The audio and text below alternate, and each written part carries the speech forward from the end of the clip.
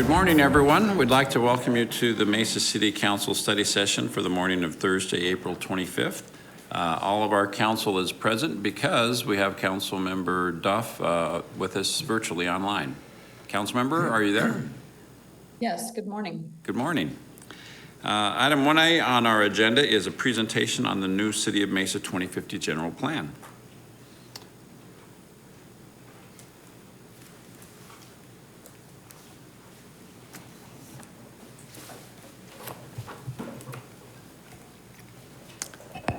Welcome. Good morning, Mayor, council members. Today, Jeff, Rachel, and I want to just give you an update on the general plan, where we are to date, and what our next steps are. So we'll go through the project overview and our timeline. We'll do a deep dive into some of the public comments that we received and do a summary of the public comments. And then we'll look at some of the changes that were made in the plan, and then we'll go through the schedule. I know you've all seen this graphic several times. This is the process that we've been going through. So back in the fall of 2022, we did our project kickoff. So we're about a year and a half into this now. We started really deep diving into some of the community context so that we could make sure we had our existing conditions and understood the context of what was going on in Mesa as we were developing the plan for our city. During March and April of 2023, we went through our vision setting process, and this included a lot of public outreach because one of the things we heard from council was this needed to be driven by the public. So we had a lot of public outreach during that time, and Jeff will dive into some of the results of that outreach.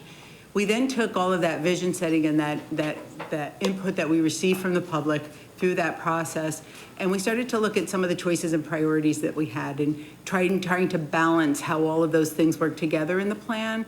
There are a lot of choices, there are a lot of priorities, so how does that get distilled back into the general plan? And that happened from May through October of 2023. At that point, we started working on our draft plan so we could take all of the information that we had been gathering through that last year to have that draft plan. Worked very closely with our consultant to get that plan ready so that in January of this year, we were able to release that for public comment.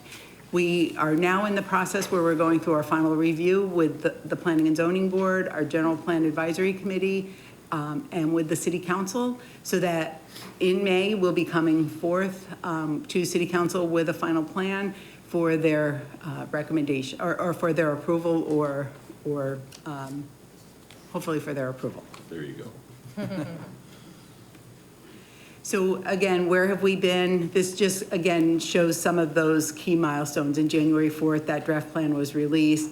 We did several presentations to the City Council, to the Planning and Zoning Board, to our GPAC, because we wanted to make sure that all of the members of those groups were involved in this entire process. We did that deep dive. We've had several meetings with different council members who have asked for meetings on the plan. We've worked with our Planning and Zoning Board and with our GPAC. And we've done some edits based on some of the input that we've received during that period to where we were in April, where we went to both the Planning and Zoning Board and GPAC for a recommendation. And we did a presentation to the GPAC on March 25th. And then we had a public meeting with them on April 15th, where they recommended approval, that City Council approve the general plan by a vote of 5-0. And then Planning and Zoning Board, we did a presentation with some public input on March 27th. We held 2 public hearings this week on the 22nd and on the 24th. And yesterday, the Planning and Zoning Board recommended unanimously for City Council to approve the plan. And with that, I'm going to turn it over to Jeff, who's going to dive into some of the public engagement and some of the numbers. Well, Mayor, Council, it's great to be with you this morning.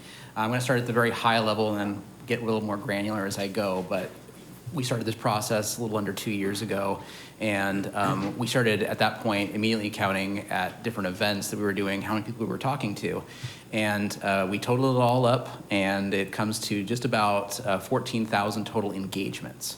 Engagements, what we mean by that, those are people that we either gave information to, had a conversation with, and it could, I want to make it clear too, that this could be the same person engaging at more than one event, so we want to be careful to say it's not residents engaged, it's just how many times do we interact with our residents.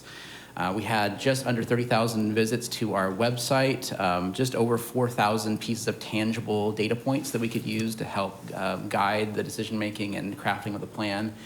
And then our social media strategy was quite strong. This was targeted specifically to city boundaries, only the zip codes in the city. So these are impressions and clicks that happened within our boundaries, but we had just over 1.5 million impressions. So folks who saw our content at some point.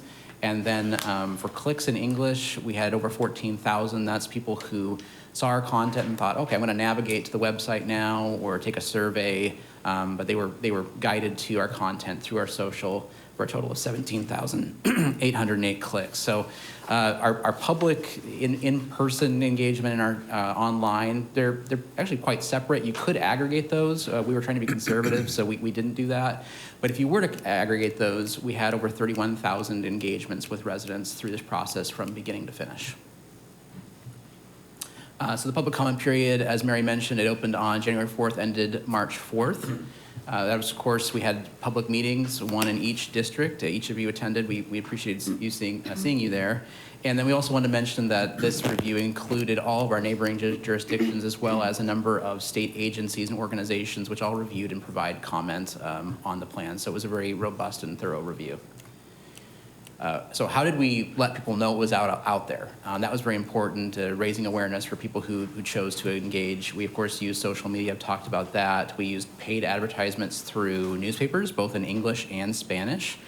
We had our website, different newsletters, including Peach Jar through Mesa Public School District, and emails, and then our in-person presence. I wanted to point out the last one, too, neighborhood meetings. These are different in our vernacular than our public meetings. Neighborhood meetings were meetings where we had residents and groups who reached out to us and said, hey, I've got questions, I've got concerns. And we went to them. We went to wherever they were having their meeting and sat down, brought our materials, and talked through things. And I think in any city in the nation, that's considered a very high level of public engagement, and we're proud that that's the Mesa way, and that's how we engage with our residents here. So this slide talks about how could people provide feedback, and it was important that we had multiple avenues for people to engage, since everybody's different and has a different preferred way. So we had our online draft, which was on a program called Conveo. People could go in and flip through the plan and leave comments specifically on different pages. We had our GIS map where people could zoom in and go right down to the parcel if they wanted to, and see what the proposed place type or growth strategy was on a particular parcel. We also had both a long form and a short form survey, depending on how much time somebody wanted to give us.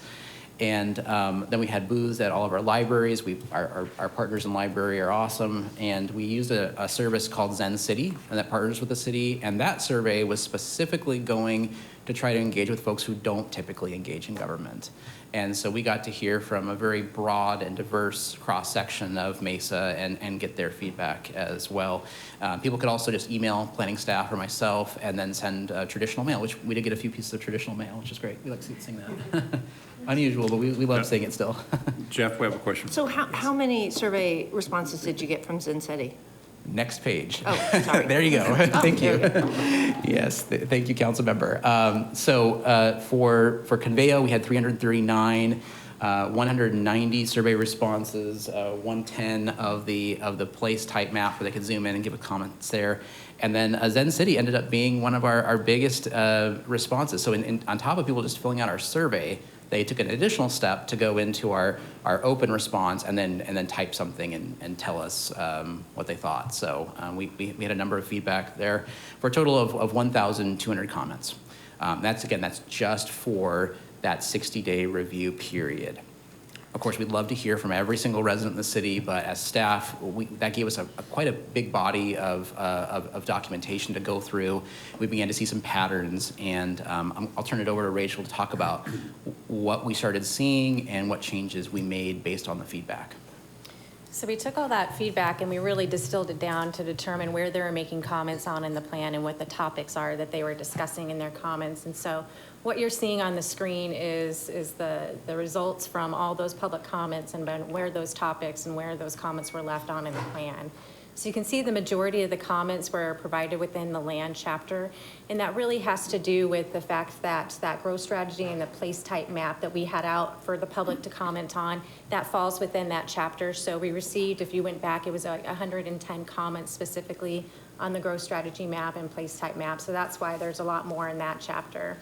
But we do also see quite a bit of other comments. When we looked at these other comments, about 50% of those were residents telling us just that they didn't have any feedback, or they just had positive feedback on the plan itself, just very general.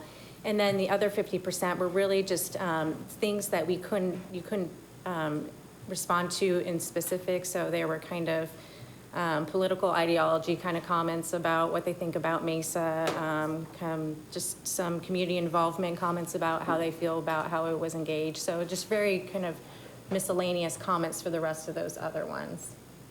But what we want to do is we want to go through and just give you a highlight of some of the key themes that we heard out of those public comments. And I'll say that not all of these are equal. So you didn't see, they're not going to be equal of the people that were making comments on great neighborhoods versus history, arts, and cultures. Some really rose to the top as more prominent versus others, but just wanted to give you a breakdown of some of the key themes that we heard in each one of these sections. So within the people chapter for great neighborhoods, we continue to hear this through from our initial outreach and into the public comment period, that there was a desire for more neighborhood and sub-area planning, and also continue to hear for people that the desire to protect neighborhood character within the city. For history, arts, and cultures, there were a lot of comments that were just in support and investment in the arts and cultures and protecting our historic resources. For public safety, this rose to one of the higher number of comments that we received in the plan, but there was concern over increased crime and continuing to address homelessness within the city. And then a few kind of more minor comments about a desire for more increased police presence and park ranger presence as well. I have another question. So for those, for instance, great neighborhoods, what did we decide on the sub-area planning? We kept hearing it, but we're not doing that, right?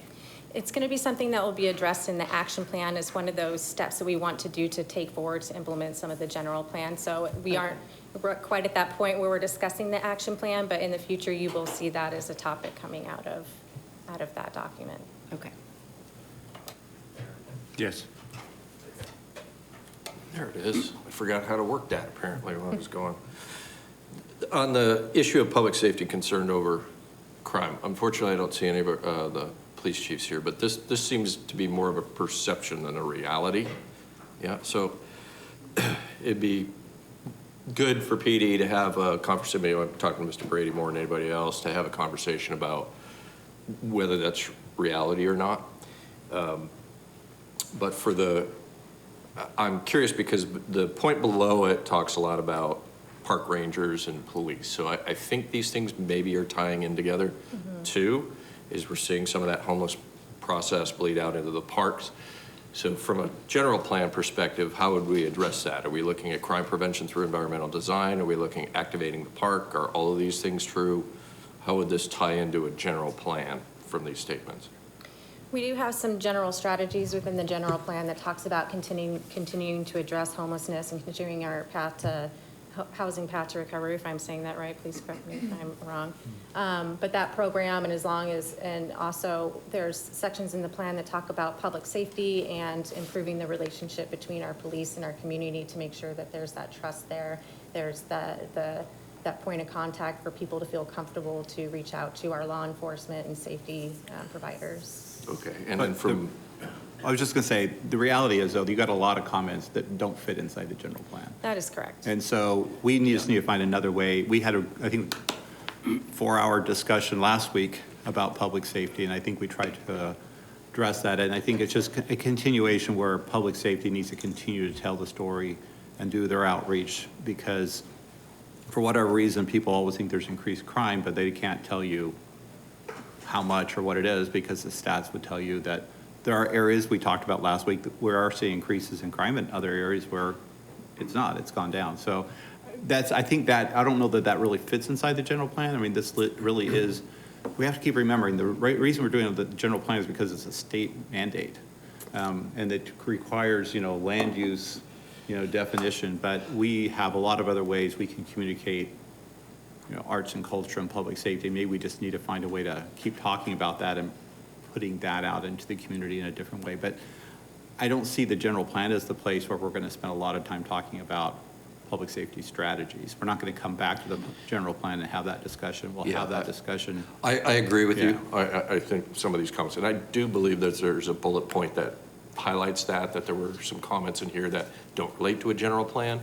But we should take those comments and maybe apply them in other discussions Yes, that we I have. agree with that, yes. Yeah. I still believe, though, that public safety, Mary, in your area, in planning, that, for example, the crime prevention through environmental design, how we perhaps do development agreements for things like trespassing so that we can move people into the right, the PD has the ability to move people, the homeless population, into processes that can help them, both from housing, behavioral health, drug abuse, that kind of thing. But there are tools, I think, that could be indirectly discussed within that general plan and how we utilize that general plan moving forward to help with these areas. All right, thank you. Okay, so getting into the economy chapter, there were far less comments that were provided within this chapter, but just a couple of the highlights from those. So for economic development, we heard a few comments about the concern of the number of industrial developments. We've continued to hear a desire for more retail and dining opportunities within the city. And then also just a kind of confirmation and approval of we're wanting to continue to recruit high-paying jobs within the city. And I'll say a lot of the comments as we go through these are kind of reactionary to content that was in the plan itself. So it's just kind of reiterating a support for what was said in the plan. So for environment, conservation, energy, and water, once again, support to address the heat island effect and desire for more shade in the city. And then just overall comments about wanting to make sure that we're conserving our open space and conserving water within the city. For public facilities, once again, comments wanting to ensure that we have responsible resource management and that we're finding a balanced way to approach renewable energy and not just relying solely on solar. So this is kind of the meat and potatoes section of this presentation, at least as far as I'm concerned with these three areas. So on economic development, so these areas rose to the pretty highly and probably significantly in my district and related to economic development, retail, and dining, because that's one of the top complaints that I have, and in recruiting high-wage jobs. So the way I relate that is that there's a perception, understandably, that there's a lot of vacant vacant industrial buildings that are underutilized, and when they're underutilized, that space tends to become third-party warehousing in a lot of ways, which does not produce a lot of jobs. So I guess my question, Mr. Brady, again, I didn't see on our schedule moving forward, are we going to have a presentation from economic development on their budget and their objectives, and how does that, because when we tie this into this presentation, retail and dining opportunities, we had that $100,000 that we allocated toward recruitment efforts that is ongoing, recurring high-paying jobs. That part of the discussion, clearly this is important to the community. Are we going to have a presentation on economic development? Well, we have. They've just been here 3 times in different settings. And so I think that's kind of, their budget by itself doesn't see any changes. From their budget, there's not a lot of changes because, well, I should be careful.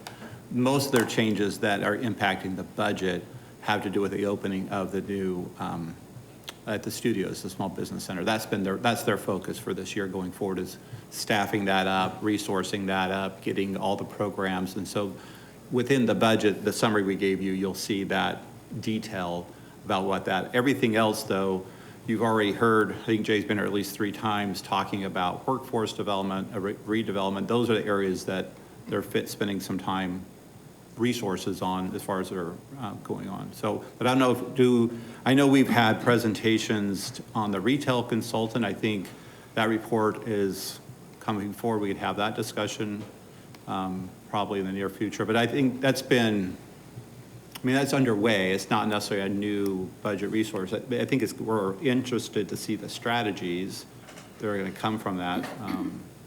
So we've had a presentation on a variety of different areas, I but. think that one was just to the Economic Development Committee, right? Right, no, that's what I'm saying, we come back Yeah. to the council, so Yeah. I'm saying yes. Yeah, that initiative isn't complete yet. Right. I think what I would like to stress is that knowing how important this is, seeing these comments that are coming from the public, knowing that this is important to them, that we don't just let it die after we complete that project. I want to see that, how are we going to move that into, reflect that in our budget and our economic development strategy. We need to have further conversations about that. But also recruiting the high-paying jobs. And again, Mary, to point you out, I think some of this is land use planning is important to this. It's how do we get that better development? Because oftentimes, the first people that are contacted is your office, right? And they'll bring in something maybe less than desirable or that we are oversaturated in the market on, and trying to encourage better development and less speculation and more economic development. So how do we get everybody on the same page and moving forward? And to be fair, you've been doing a really good job of trying to tell developers. I think we've had enough of low quality and speculation. So this is an ongoing discussion. I think we need to continue to have it, and we need to see that reflected in our budget. Question, so this slide represents some of the feedback that we've gotten from the public. So I guess it begs the question, okay, so is this good feedback? I mean, should this feedback then be incorporated into modifications of the general plan, going forward?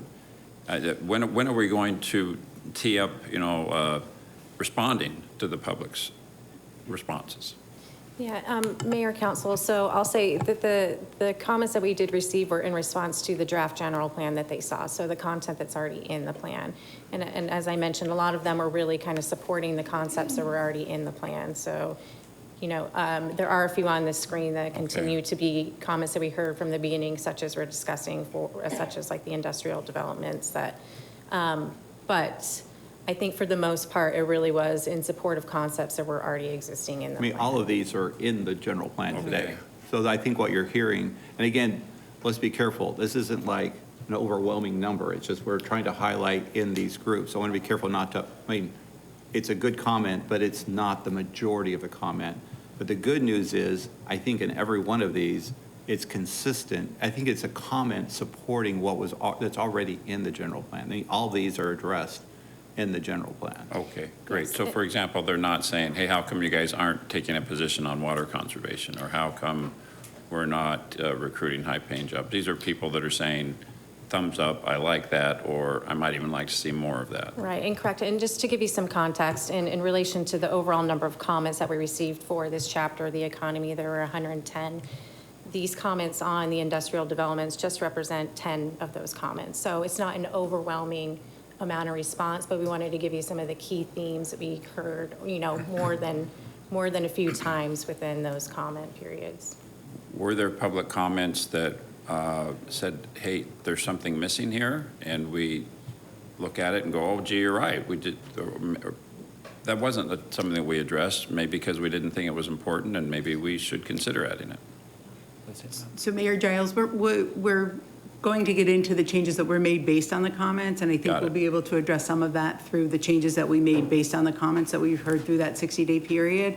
And also remember, we heard comments for a year and a half before that 60-day period, so those things had been addressed throughout the process. These are the comments that came in through that 60-day period only. So as Mr. Brady said, most of these are somehow addressed in a strategy or a principle. We've worked really closely with all of the other departments, so they're aware of what's been said, what those strategies are, and we're working really closely with them on that action plan in terms of the implementation, so that they're identifying whatever those actions are that they'll take to implement those strategies. So we're still working through that process, but there's a strategy that addresses each of these that you see here. Great. Thank you. Just to close it out, I want to be careful not to dismiss the comments just because there were 8, 10, 12 of them, right? I wouldn't expect a lot of comments on industrial development from most areas of the city. This is largely, probably comments are coming from my district, right?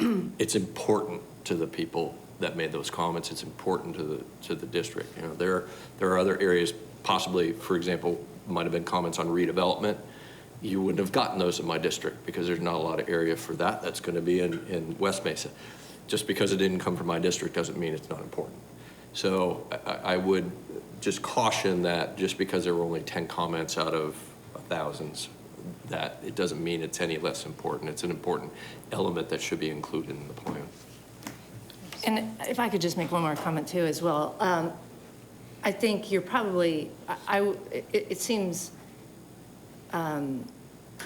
correct that they saw a general topic about land or economy, and it is a general plan, but I think what I would say is when I talk to people, they bring it up. So for instance, the desire for more retail, they see a general comment, right, about a goal for that in the plan, and what they're asking for is specifically what action is going to be taken in pursuit of that goal or strategy in the plan. I think that's where, and so I don't know if, you know, we need to be more specific about that, or they just didn't look at the action plan, or we don't have a plan. I don't know, you know. So I would just bring that up because I think at times we say these general statements in the plan and we don't have the specific actions that we're going to take to back it up. And to me, that's maybe where the comments come from, so. Yeah, and I don't know that we do have a specific plan for everything in the Yeah. general plan, because that's what happens for the next 10 years, right? For sure. Is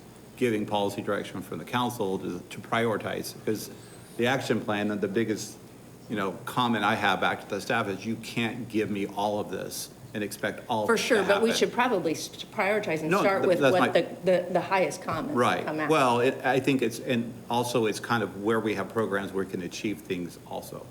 But it's going to become a resource thing, right? Yeah. It always does. So it's a conversation we can bring forward. We talked about this at the end of the year after this is approved, and we can go back and say, what was approved? What are the action plans that can help us get there? And are we ready to commit the resources to achieve those action plans? For sure. And I think we're all, I think we are ready for those conversations in priority, absolutely, and having them, so. Okay, so continuing on to the land. So this was a chapter that we saw the most comments on it, and going back to, part of the reason that with that was because it did include the growth strategy map and the place type map, and the public was able to go in and actually physically make comments on specific areas and request changes. I will say that about half of the comments that we received were specific requests for changes for place types, but we also did have a lot of citizens that were going in and pinging areas and just making general comments that weren't applicable to the place type itself. So comments about transportation facilities, for example, about I'd like a bike lane here, I'd like a bike crossing here. So they weren't really things that we could address through that mechanism. Other comments that we received, once again, we received some kind of urban form comments about having less warehousing and data centers within the city and having improved aesthetics. For circulation and mobility, we did receive quite a few comments about our bike facilities and canals and really wanting to see those utilized more in the city. And we did receive quite a few comments about light rail, and those were really on both sides of the spectrum, both people that were in support of light rail and others that were not. And then that last bullet point that I was mentioning, once again, even in the plan, people also were making comments about transportation that were really too specific, and they're not pertaining to the general plan itself, but once again, about existing conditions, about certain areas within the city and what they would like to see. Lastly, for the housing chapter, we continue to see that support of needing more affordable housing within the city. And then also comments about density, where we're recommending more density, about not having that be an all over the city approach, but really having it be an approach that's targeted to specific areas that were along activity centers and adjacent to transit corridors. Mr. Summers. You knew you weren't getting away, right? I was waiting. I'm just going to add some clarification on the land use and plan. Look, and this is for everybody, just so you know, when the zoning's in place and it's allowed use by right, it's an allowed use by right. We can't change that. What we can work on here, and you addressed it in the fourth bullet point a little bit, is improving the aesthetic, right? So we talk about less warehousing and data centers. I think when we look at strategies in the general plan, I think it's how do you have better integration between the residential uses and the commercial uses, and then how do you mix it? What is our strategy for mixing those uses? Because once, if we get some retail and entertainment in my district, to pick on that, because that's where the data center comments are coming from. Once you get that, and it truly becomes a live, work, play, educate type of environment, still work in progress, I think a lot of this, the anxiety from the development that's gone on in the district and what it looks like starts to fade away, and the vision becomes more clear. So it ties back to the economic development strategy and making sure that we have those, it's the play and dining kind of piece that's missing. The aesthetic of the area, which is addressed here, and making sure that they really do integrate better into the neighborhoods or near the neighborhoods. And that's what we should try to focus on, not just in this plan, but moving forward in some of the action plans that we'll put together. Okay, so for the next section, we wanted to go over some of the changes that were made to the draft plan based on this feedback and based on feedback from our boards. So there's minor editing throughout that you would expect. We added a mayor's welcome page as well as an acknowledgement page for our city council, for our boards, and for all the citizens and other city staff that helped contribute to the plan. We added a land acknowledgement page. I don't know if I just said that, but just acknowledging our tribal community and the heritage there. And then we did have significant additions to Appendix 2, which is a public engagement. Because we were still going through a lot of that outreach with the 60-day review, we needed to do the summary and really add in all the results and the contents of that public outreach to the appendices. But keeping on and going into some of the other changes, what we saw was most of the changes that you'll see within the draft plan, and you should have received a pink line version that showed all the new content that was in the plan. Most of that really occurred within the land chapter. So we had made changes to the place type and the growth strategy map based on public feedback, and we have continued to make some of the changes based on feedback, both from citizens and from our boards that we've heard in the last couple weeks based on the public hearings that we've been having. Another change that we made to the plan had to do with the growth strategy map itself, and I'm going to flip to that on the screen real quick. So previously, we had 4 growth strategies within this growth strategy map that were conserve, sustain, enhance, and grow. And what we heard from the public was that there was a lot of confusion between the enhance and the grow categories, just because there was just a little bit of ambiguity, I can't say it. Ambiguity, thank you, everybody, between the two. And so what we did is we went back and took a look at that and found a way to really combine those two into one strategy. So now it is evolve. Instead of having the 4, it will just be conserve, sustain, and evolve. We also tried to strengthen that growth strategy description by incorporating a description of each one of the applicable growth strategies within the place type description itself to really give a more explanation about what a conserve strategy means, for example, in the rural residential area versus a traditional residential area. So it just gives a little more detail there. We also went in and incorporated additional urban design characteristics within the place type descriptions, and this kind of goes back to what Councilmember Summers was just describing. So what we did is we added some parameters in there and discussed some concepts such as a transition between uses and how that looks like between your more intense uses and residential uses. Other examples of items that were added was just more explanation and detail on how buildings interact with public space, so both with street frontages, with corners, and also with internal public spaces itself. And that really depends on how the buildings are oriented. Other examples have to do with private open space and how we utilize those and might be able to co-locate those to really, use benefited parking and cross access between those. So just a few examples of how we kind of strengthen those place type or those urban design characteristics within the place types. Another change that was made is we made a change to the density in the downtown place type. That was a comment that we heard a couple times through our public outreach, was that there was a desire to allow for more density in downtown. So we worked with our downtown transformation team to try to come up with what we thought was a reasonable limit for the density of downtown, and so you'll see a change there. And then lastly, one of kind of the larger changes that you'll see has to do with the consistency section of the land use plan. And that has to do with how, when a development comes in, how we'll find it to be consistent with the general plan. Previously, it contained a number of different tables as kind of visual representations of what was described in the plan. But what we heard was this really was confusing to the public and kind of distracted from the content. So we decided to take out those tables and to really concentrate that description in the plan itself and simplify that section.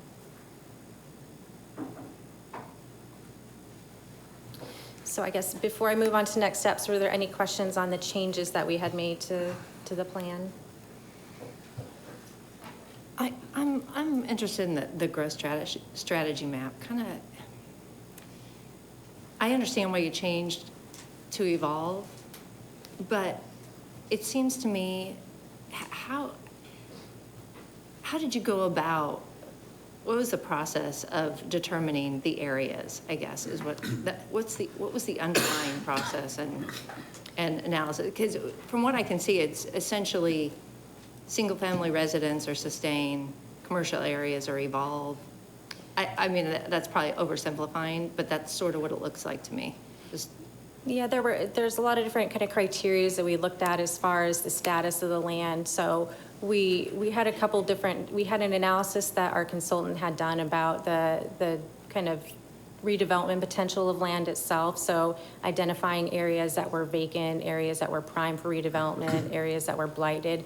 So that was one way that we had looked at identifying areas that would be eventually within the Evolve growth strategy now.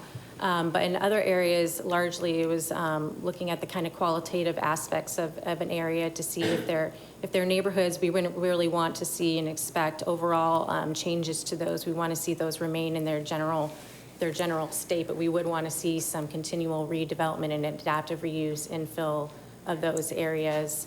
And then lastly, for conserve, it was looking at areas that might have environmental constraints, that had historic resources, areas where we had public outreach, really asking for those to be conserved because of their heritage.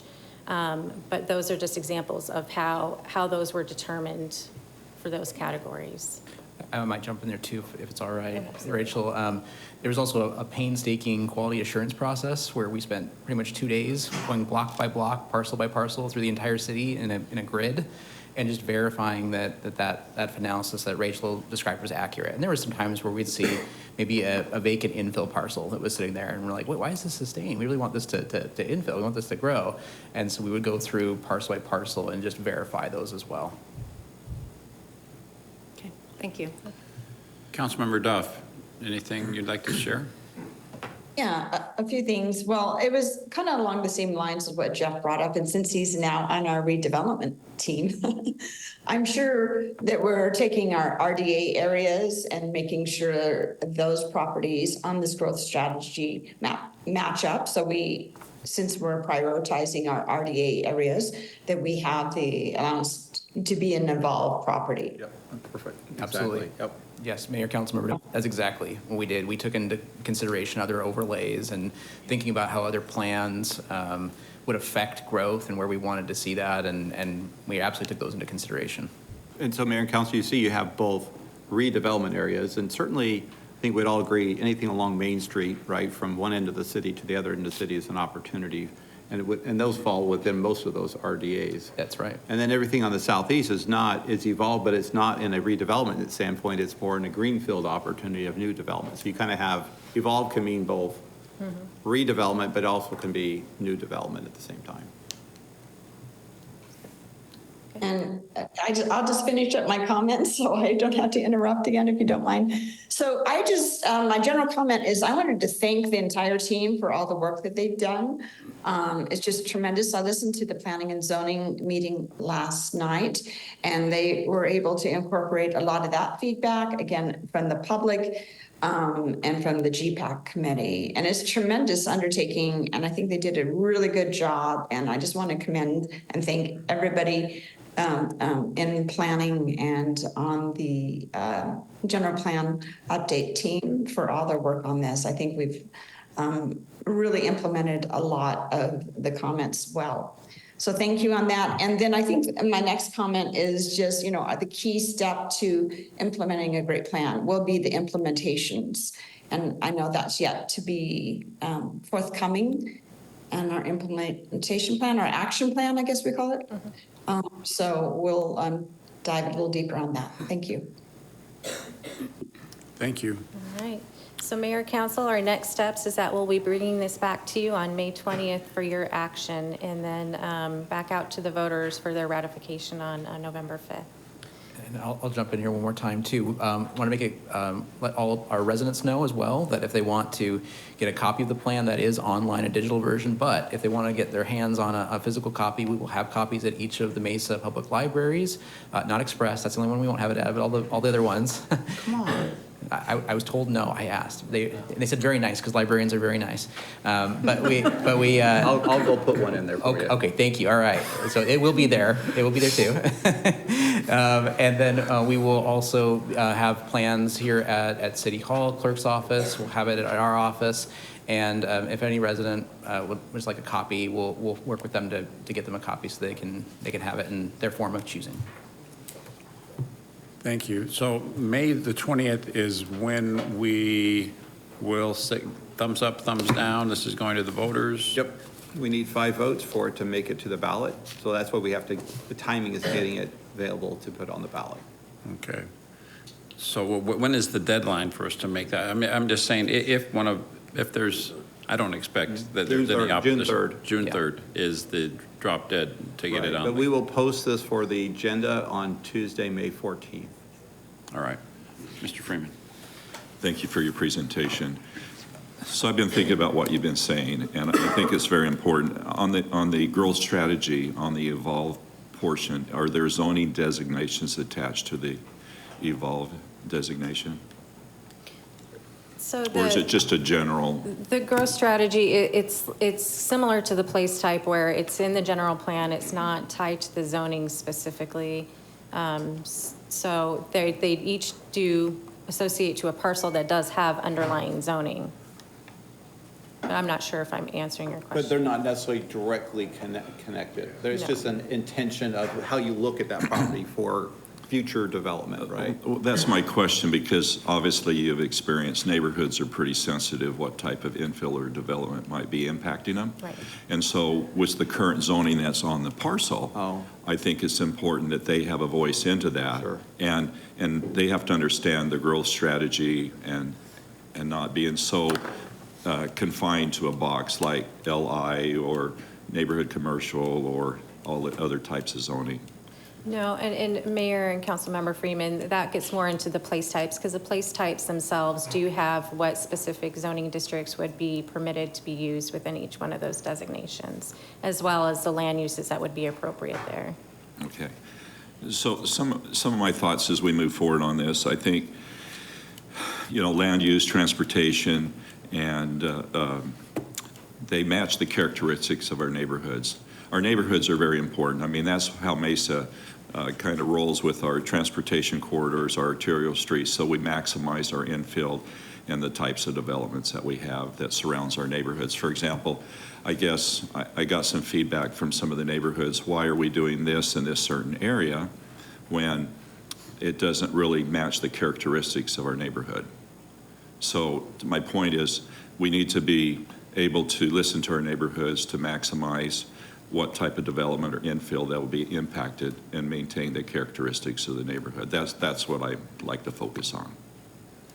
So It's And just that comes with. my soapbox, okay? And it doesn't, this doesn't change any underlying zoning, so it's more of a Correct. strategy. And that's why I think the struggle with general plan is, the first word is general, right? And we tend to kind of get really deep down into the specifics. That's how people want to react to it, which is fine. But the way this tool will be used most of the time is looking at it when someone comes in and says, okay, the general plan suggests this. It's a larger vision of what we're trying to get to, but it doesn't change the underlying zoning that exists today. That would have to go through the entire process. Now, this becomes kind of informative of like, well, if it's in a sustained area, then the idea of changing that is going to be, you know, we're going to take this and say, well, this really, you know, the general plan really doesn't suggest that we need to change that a lot. If it's in the evolve, the opportunity is to have that discussion, and maybe to your point, it's in working with the neighborhoods. Everybody will figure out, well, what's it going to involve too, and how does it still meet the, you know, concerns of the surrounding property owners? Okay. That answers my questions, so thank you. Thank you. Council, any additional questions, discussion on this?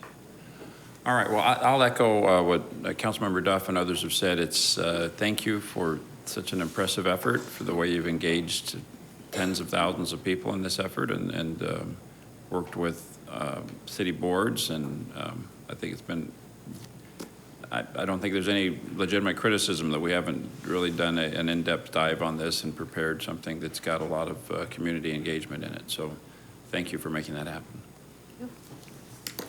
All right, next item on our agenda, item 1B, is a presentation on Community Services Department budget.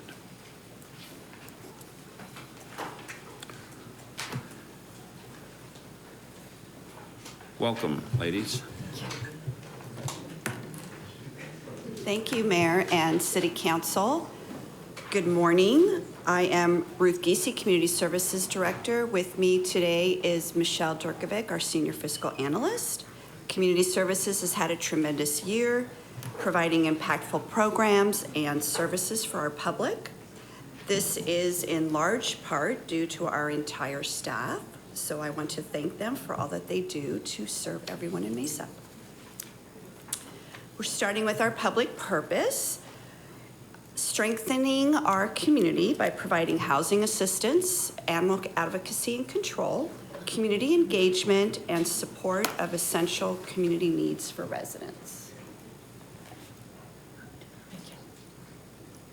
And there it is.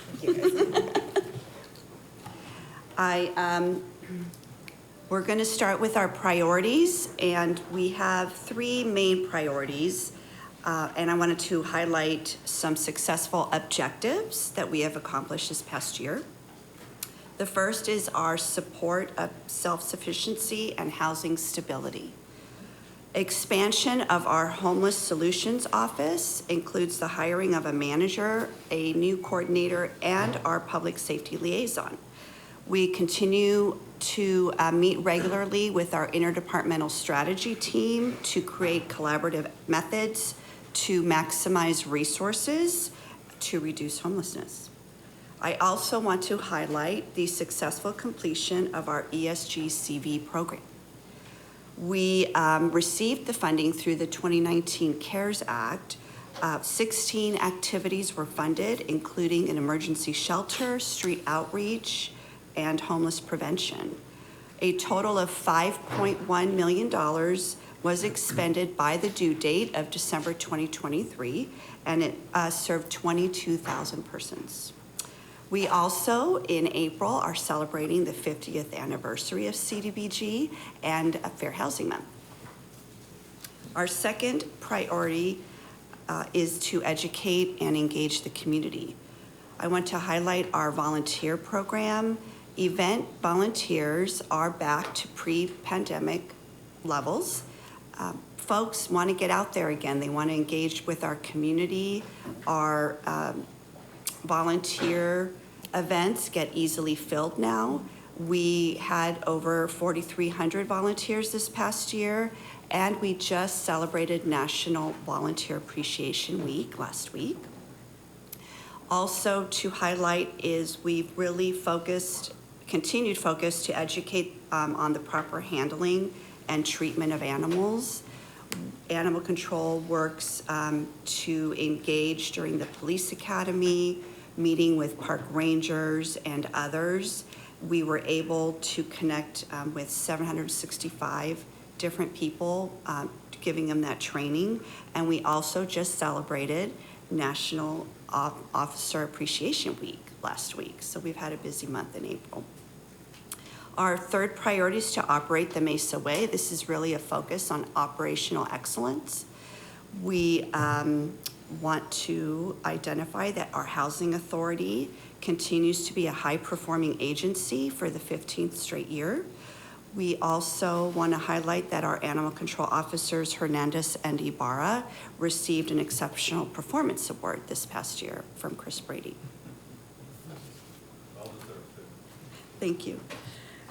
We want to highlight the homeowner rehab program. You've heard a lot about this program in different sessions with our community development. As of April 17th, we've completed 110 projects, and with an average cost of $23,400. This program is funded with CDBG. It provides funds to repair and rehabilitate homes for low-income households. And a household can receive up to $25,000, and it's really focused on emergencies like HC and heating repair, roofing, water heaters, severe electrical issues or plumbing issues, and accessibility modifications. And I want to thank our small but mighty team for their tireless dedication in this program to serve 110 households this past year. I also want to highlight. Excuse me, Drew. Yes, Go ahead. sorry. Back on that, Yes, getting hot. it is. I noticed when I got back. And last time I think we had a conversation about this, I talked about working with PD and fire to identify homes with HVACs that may not be working. Are we still, how's that process going? Yes, thank you, Mayor, Councilmember Summers. We, our heat relief program, we are actually immediately had already started working with our fire connectors and that program. We actually have had a couple meetings and continue to do so with really going out and finding those areas of concentration where folks might need these services. We're going to plan to do door-to-door flyers to explain to folks that these resources are available. And in fact, that's going on starting this weekend. So This weekend, okay. Yeah, we're really working hard to make those resources available. And our webpage is already up and running with information, including our respite center that has a soft opening beginning in mid-May. Fantastic, thank you. So, yeah, and Mayor and Council, this is a great question. Thank you, Councilmember Summers. You know, we've talked up, the question has come, or the study of the results from the Maricopa County from last year. What was really surprising for some of us as we read it is that the number of heat-related deaths,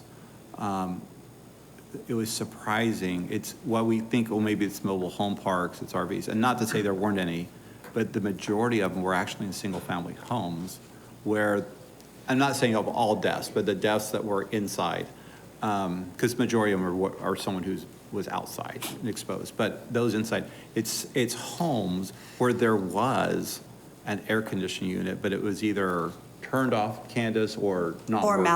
malfunctioning. So we're trying to get the word out. We have, you know, the ability, we have the resources have set aside to do we don't have the turnoffs, right, of people's power during the hot times of the summer. And we have the resources, right, that we could help someone whose air conditioning is broken or failed. So that's what was really kind of informative for us, is to figure out, it's not to say we need to go out into the mobile home parks, but it's also, sometimes we think, oh, it's someone lives in a home, they should be fine. That's, and a lot of times people were found by welfare checks or family members. So for us, and not that we had Mesa relative to, as a percentage, didn't have one death too many. It wasn't overwhelming, but it's helping us, I think, to focus where those took place by, not only by zip code, by census tract, right? So we're starting to kind of hone in on those areas that we think may be most vulnerable, but, I don't know, the good news, bad news. The good news is, the bad news is it's happening in homes where air conditionings are working. The good news is we have the resources. We just need to, we got to, like we're saying, is we got to figure out how to make that connection and make sure we can get into those homes and repair those in time. So anyway, just that's kind of some of the information we've been able to dig up since we've last had a conversation about this. Great. Mr. Redia. Question on what's the average on a project completed 110? I'm assuming it's what, 40,000, 35,000? Well, the most per project. I know it varies probably, but Right, the average per home was 23,400. The okay. most that they can apply for is 25,000. 25, okay, perfect. But we continue to expend this money. It's a kind of a rollover month-to-month program because we're able to move the money over. So we're still in line to spend another $2 million in the next year. We're still just as busy. We want to help as many households as possible. So we're working as hard as we can.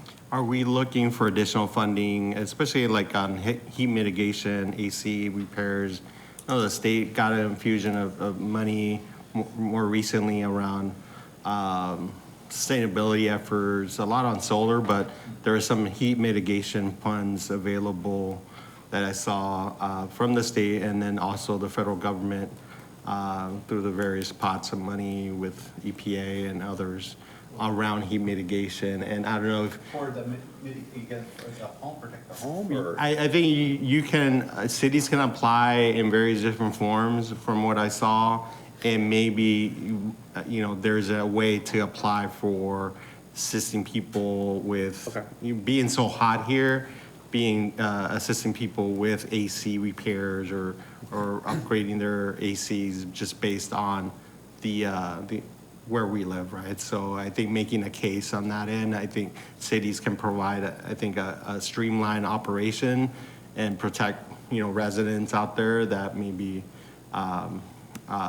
others can't in providing our ability to make things happen, right? As far as putting these units or repairing these units in a much streamlined process. And so if I would check maybe with the state and the county and the federal government to how do we augment maybe, because everybody should have an AC here and at some point it's gonna break, right? So it happens, and how we can help in some of these ways that, like you were saying, Mr. Brady, how in targeted ways, in target areas, mobile home parks and zip codes that maybe are, due for some assistance and not have people, die because of the heat, right? So. Thank you, Mayor and Vice Mayor Heredia. We will, of course, continue to look at all options that we can utilize. The other thing that of note is if we can install an efficient HVAC system, that's great, but the other end of it is folks are leery to turn their AC units on if they can't pay for it. And so that's another issue that we have to maybe work with our utilities. A lot of folks have pay-as-you-go, and if you don't have the money, you don't get the services. So that's a little disheartening as well. So we're, always trying to help and provide additional resources because we can help on one end, but then on the other end, we might not be able to do so, but we want to provide resources. And thank you for that. In some of these zip codes, I'll say that although we have the policy of not turning off the power, a lot of the zip codes, at least the ones that I saw, were SRP. the higher is SRP, and I think they have programs, but maybe we need to help get the word out about those programs too, if that makes sense. But within our 5 square miles, we have a specific program, but we got to help our residents find other ways too to get relief. Yes, and whatever information we find, we can not only put on our website, but we really want to be accessible. And if anyone, just wants to make a phone call, and get information by phone, depending on what this demographic is. We want to be able to do that as well. Thank you. Well, before you, maybe just to wrap that up, I mean, I love what I've heard, and Mr. Brady, thank you for doing the dive into that data. I would love to see a presentation at a council meeting. Number one, that breaks down that data. I've looked at it as well, and it's fascinating. But then number two says, here's the city program and response. Okay. Where we are going to spend all of this money. We're going to enlist the nonprofits and the faith community and the utilities. And so that it's clear that we have a program that we can share with all of those stakeholders to help us mitigate, and with the goal of not having any heat-caused deaths this summer in our community. Okay. Thank you. We We will can do plan to that. do that. Thank you. Our next highlight is our broadband project. We worked with the Department of Innovation and Technology on this. As you can see on the slide, the photo on the left is the device that we were able to secure $1.5 million of funding through CDBG funds. And we were able to purchase 351 of these devices. And as you can see on the map, these are the areas where they were installed. They were installed in low to moderate income areas, and over 41,000 folks are going to be served by these devices.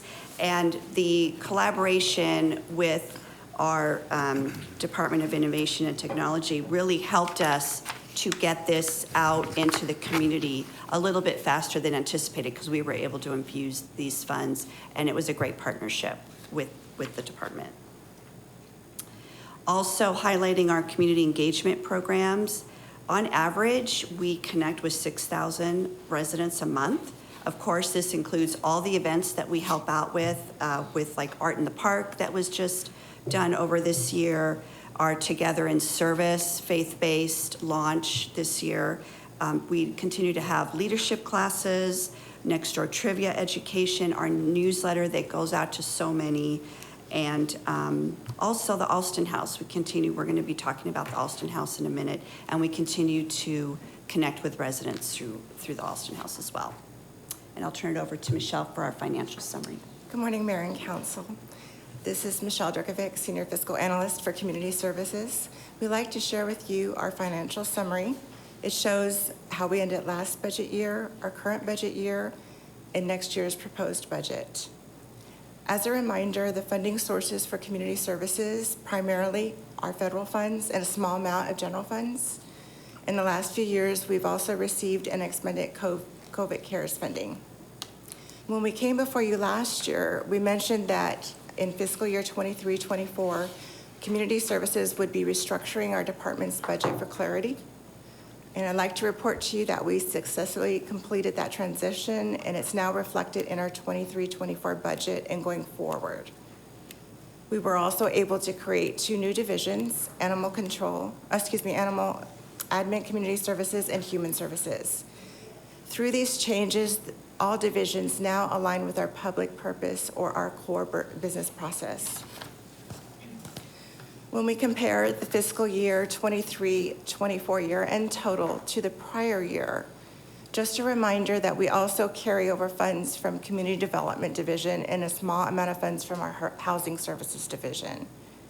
This carryover is a result of federally funded multi-year contracts, and also due to the timing of when we receive and expend our grant awards. Moving to our proposed fiscal year 24-25 budget, the budget does include our budget adjustment request. You can see on the first 3 divisions, administration, animal control, and community engagement, divisions remained at level funding with very little change. Moving to our next division, Human Services, we did have a one-time grant for $1 million in fiscal year 23-24. It was in support of Homeless Solutions Program.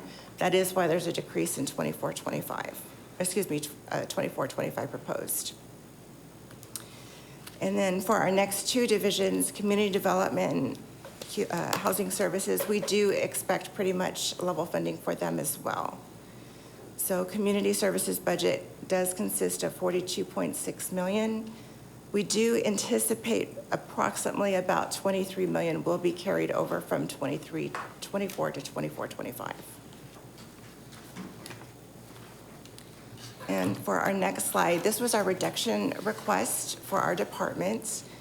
Our general fund reduction was close to $90,000.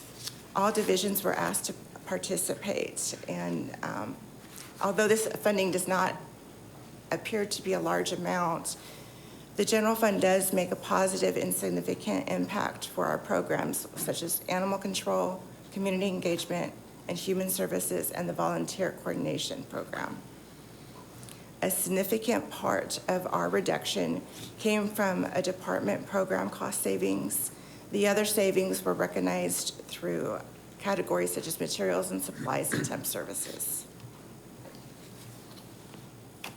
And at this point, I'm going to go ahead and return it back to Ruth, who'll be discussing more about the bars. Thank you. I also wanted to add that our general fund admin supports all the millions of dollars that we do in our grants. So we're a small team, but we do support all the funding from the Housing Authority and Community Development as well. So our first budget adjustment. Excuse me, Ruth? Yes. Ruth, I'm sorry, I have a question, and I don't think I missed it now. So of that total proposed budget, how much of that is general funding? What percentage? It's roughly, I think it's about 5-6 million. So Okay, in of the between 42 will come out of the general fund? Correct. Okay, and your reduction is 90,000? that. Correct. Okay, Which was considered just a percentage of the general fund only. right, yeah, Yeah. okay, thank you. Our first budget adjustment relates to our current Arizona Humane Society contract. And this contract provides sheltering and medical care for seized animals and also provides expert court testimony in cruelty cases. With this contract, we have been able to pursue criminal charges to those who commit cruel acts against animals based on this expert testimony. Over the last 4 years, in partnership with Humane, it's given us the ability to seize 922 animals, and about half of those are seized for cruelty cases, and then the other half are generally related to if there are animals during an arrest or during an eviction, or if a pet homeowner is hospitalized or sadly dies and there's no immediate next of kin. We have been able to track the number of animals seized, and in this chart shows in 2020, we did start off with a high amount only because we had one case that had actually 99 animals in the home. But generally, year over year, it has steadily increased.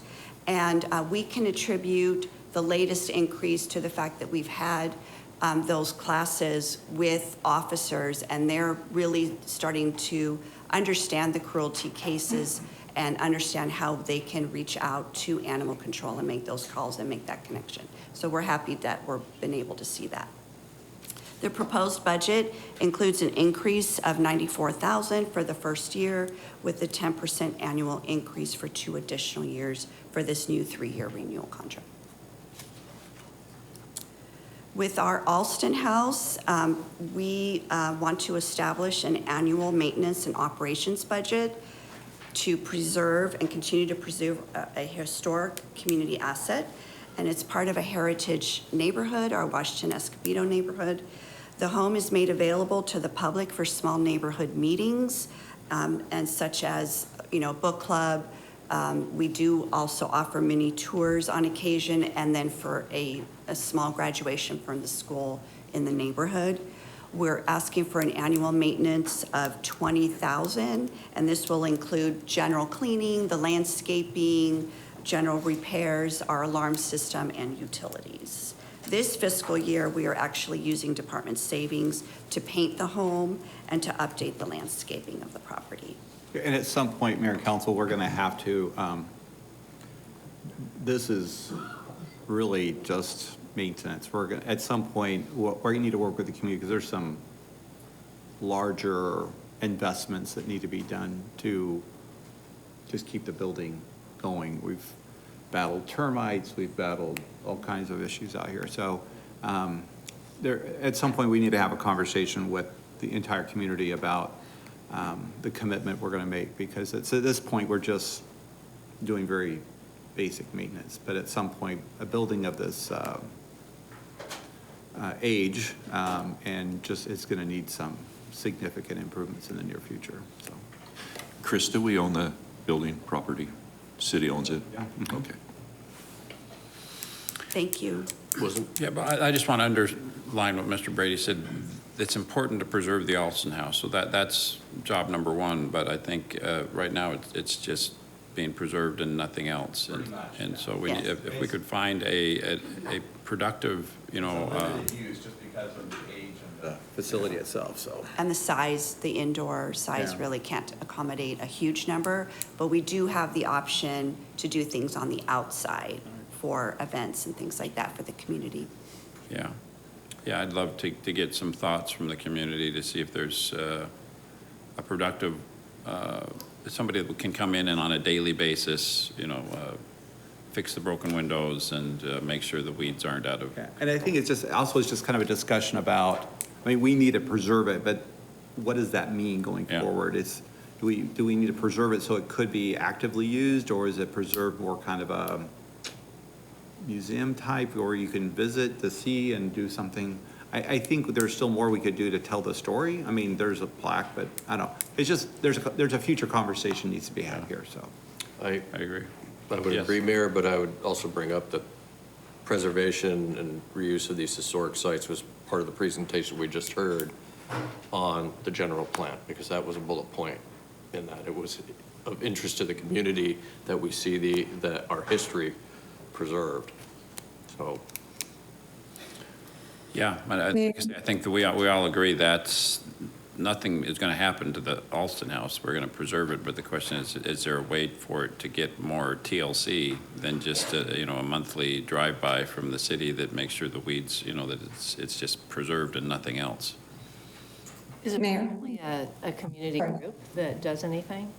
Are there volunteers in a community group that has Not- taken an interest to do anything to preserve it? We've had, the neighborhood itself has always had an interest in it, but because of the nature of how small it is, it's really small groups but we hope to create something larger in the future, especially identifying with the cultural significance, not only of the neighborhood, but of the home and Dr. Alston himself. And I think Yeah, Councilmember Duff had a comment. absolutely. Councilmember Duff. Yeah, thank you for the attention on the maintenance of this. The home is located in the Heritage neighborhood of Washington Escobedo, and it is used for community events quite often. But I just wanted to mention that I often see historic preservation grants available, especially in underserved communities, and to make sure that we look for that, whether at the state or federal level. It'd be an opportunity right now with the grants that are out there. Thanks.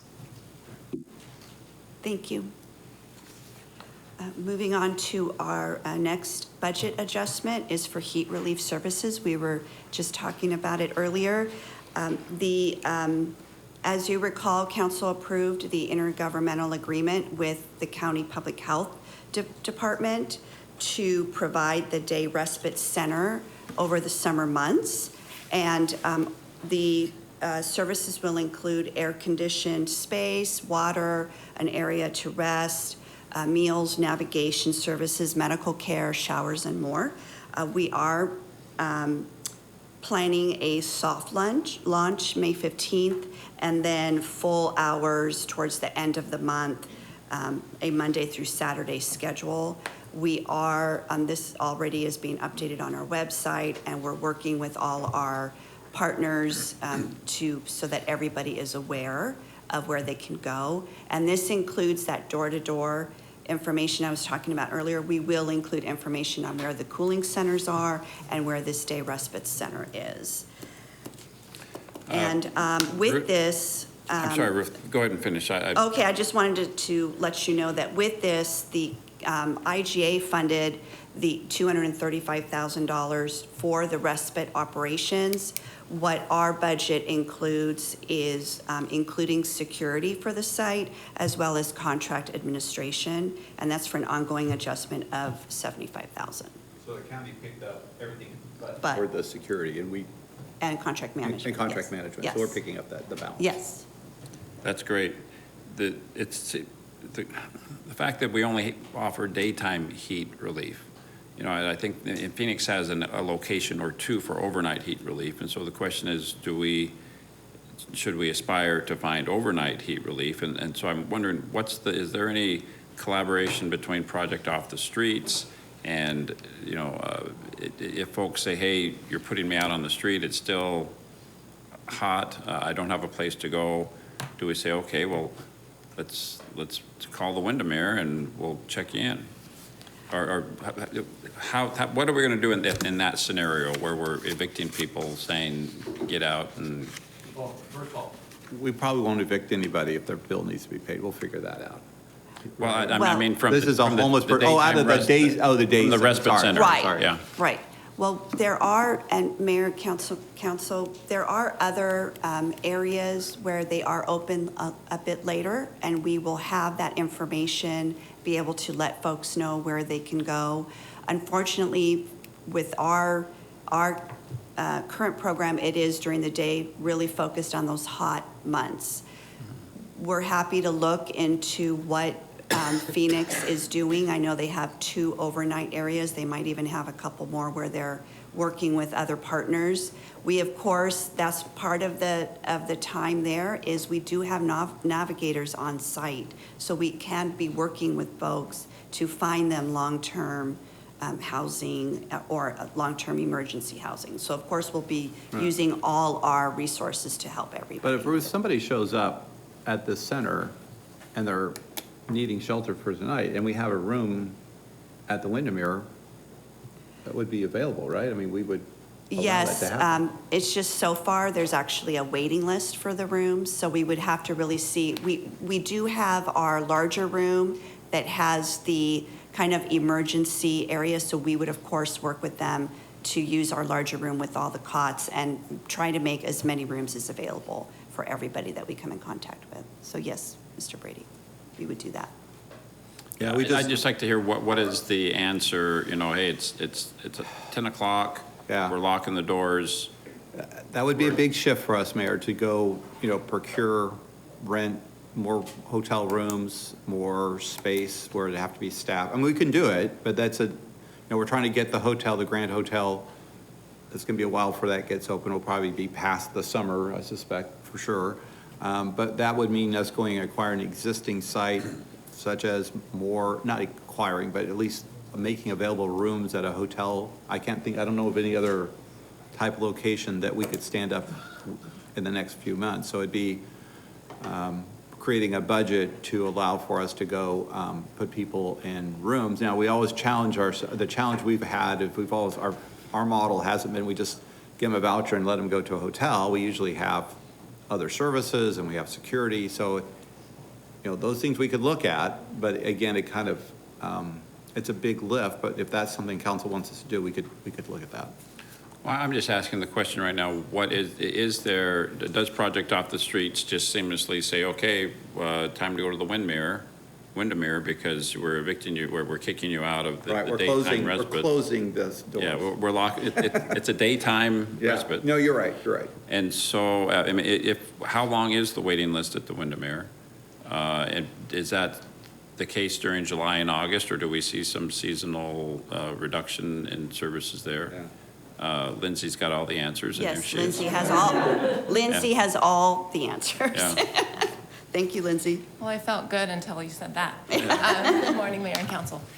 So we're talking about up to 150 people that might use the day respite center. So we just do not have capacity for that as our standard open bed. We don't have that capacity with the number of beds we currently have at the Windermere, and those are typically full. We are working continuously to rotate people in as fast as possible. The wait list varies depending on, so we are trying to prioritize those emergency cots for our first responders that are also interacting with people out on the street. A lot of those folks are going to the day respite center, so Ruth is right, we have navigation.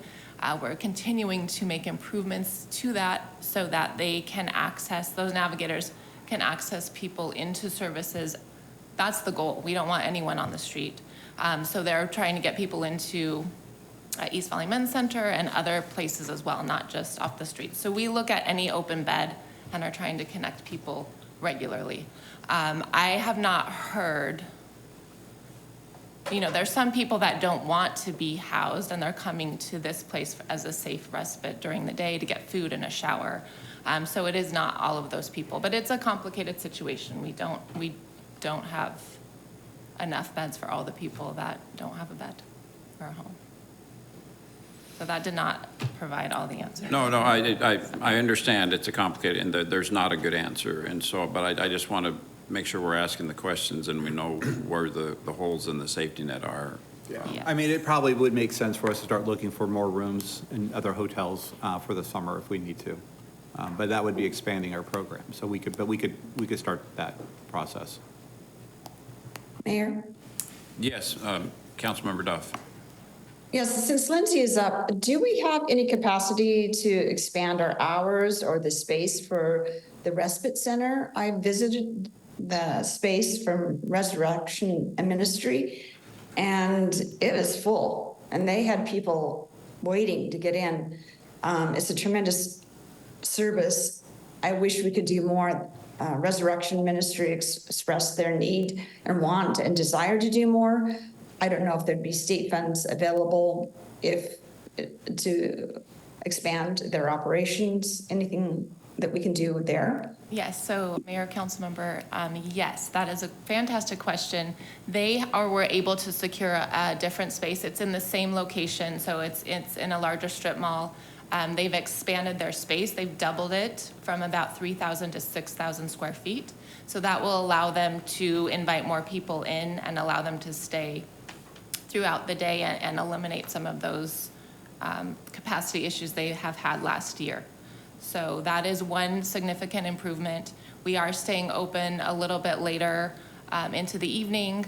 And then the county also just yesterday released an opportunity to fund additional places for community agencies to apply to expand other services. So we're heavily promoting that to all of the agencies and our faith-based partners, our Together service group, to encourage additional services by cooling centers, or if someone has the capacity to open a day respite center, to continue it to expand services and opportunities for people to get assistance. Could Resurrection Ministry expand their services to overnight? Is that an option? I don't know the answer to that. It is, as you've seen, it's a large room with several cots that are meant for daytime use. So it is a completely different model that you would need to really have overnight, a whole nother set of staff and then services to Yeah, be and I able to think we provide that kick overnight into service. different code issues too. Right, about I don't people know that's staying allowed overnight, in and that I don't use know, or in that area. we'd have to look at that, yeah. Right. But we're happy to look at other options and maybe even work to find out more about what Phoenix is doing with their overnight to find ways to expand our program. Well, for the I next year. appreciate that we're wrestling with the issue, and if you could please include that in maybe the presentation that we talked about earlier of coming back and saying, what's our heat plan for the summer? Okay. I think that would be, maybe we just continue the conversation, or at least we're painfully aware of what our limitations are in some situations. Thank you. Thanks, Lindsay. And our last slide is just a recap of our budget adjustment summary. It's continuing the contract with Arizona Humane for $94,000, our Alston House Preservation for $20,000, and then the heat relief program for our ongoing of just over $75,000. And with that, if you have any additional questions. Thank you. Jen, any additional questions? Yes. Yes, just to back up a little bit, could we put some additional funds in animal control? We have a great staff there, but I feel we're understaffed and under-resourced. I get a lot of complaints from residents, especially around the feral cat, the TNR programs. They were very minimal compared to other cities, and there's a lot of pressure I consistently feel, and we don't have the resources to handle it. Any comment on that? Yes, thank you, Mayor, Councilmember Duff. We are, currently, we do offer information and resources regarding the trap, neuter, and return program for feral cats. We also have done a small program where we offer quarterly opportunities for traps. People can buy them from us. But we are always looking at ways to enhance services, and so we are looking at options and programs that other cities are doing. And we actually have a plan to meet with both you and Councilmember Freeman in early May to go over what those options might be. So, That would be Councilmember, thanks for bringing it up. We will, I think the discussion is we need to, as you suggested, we probably ought to look and see what other cities are doing. We have some programs. They probably haven't been as effective as we'd hoped they would be. So whether it's staffing, whether it's working with partners that do this, but it's a great point, and give us an opportunity to kind of get back together with staff, do some assessments of what other communities are doing, and maybe come back with some proposals on recommendations about how we could improve what we're doing today. Because I think we agree that while we've tried different approaches, they haven't been as effective as we had hoped for. So we do need to look and see what some of our peer cities are doing and maybe come back with a recommendation to the council. That would be wonderful. I did speak to a couple of cities, what they're doing, and comparatively, yeah, their city's half our size. They're doing twice as much. So I'm glad that we're going to look at that and making sure that we have the staff also. How many animal control field officers do we have? Just one? Oh, no. We have 4 officers, and then we also have specialists that go out and work on low priority calls as well. And then we are finally going to hire to be at full capacity with additional help in the office, because we always want help with the phone calls as well. So it's an ongoing challenge to meet the needs of a big city, but we work really hard to do that. Great, great. I get a lot of complaints that it's always a voicemail and it's difficult to get responses. And I thought it was from being understaffed and having the people available to respond as well. So anyway, we'll look at that going forward. I appreciate that consideration so that we can at least provide the level of services that other cities have. And, you know, I see Mesa as a city that is always leading innovation and leading our service and serving our community very, very well. And I think we can have a little room for improvement here. So I appreciate that consideration. Thank you. Thank you. I'll just echo on the feral cats. I think we need a better streamlined program that's consistent. I think, especially, I think in the downtown West Mesa portions of our city where we see a lot of that need. I constantly hear folks just. It becomes a kind of a contentious piece in neighborhoods with just how do you handle with neighbors, and so if we can provide a more streamlined, consistent program on feral cats. Yeah. I just reminded of like a story in West Mesa that happened maybe 2 years ago. It was like really bad in my district, and so it's just how to provide consistency in that program. I think it's such because it works. It's an interesting approach, right? If there's a loose dog, we take the dog, sure, and impound it, right? But not can't do that with cats. Yeah. So it's kind of this, because it's okay. We can require a dog to be on a leash. We haven't figured out how that works for cats. Yeah. And so we have this kind of conundrum, right, of how you deal with cats, feral or otherwise, roaming around neighborhoods. And is that owner cat, or is that a feral cat, and how to deal with that? But I agree, it is a conundrum it's challenged us for years, but it's also not a healthy, and it's a nuisance. So we need to we'll come back with some ideas. I would just say, sorry, Scott, but it happens in East Mesa too. I do get it. Citywide. Citywide. Yeah, no, I agree. If you have coyotes, it seems to Yeah. take care of the problem. Actually, the cats could help with the rat problem around the lake.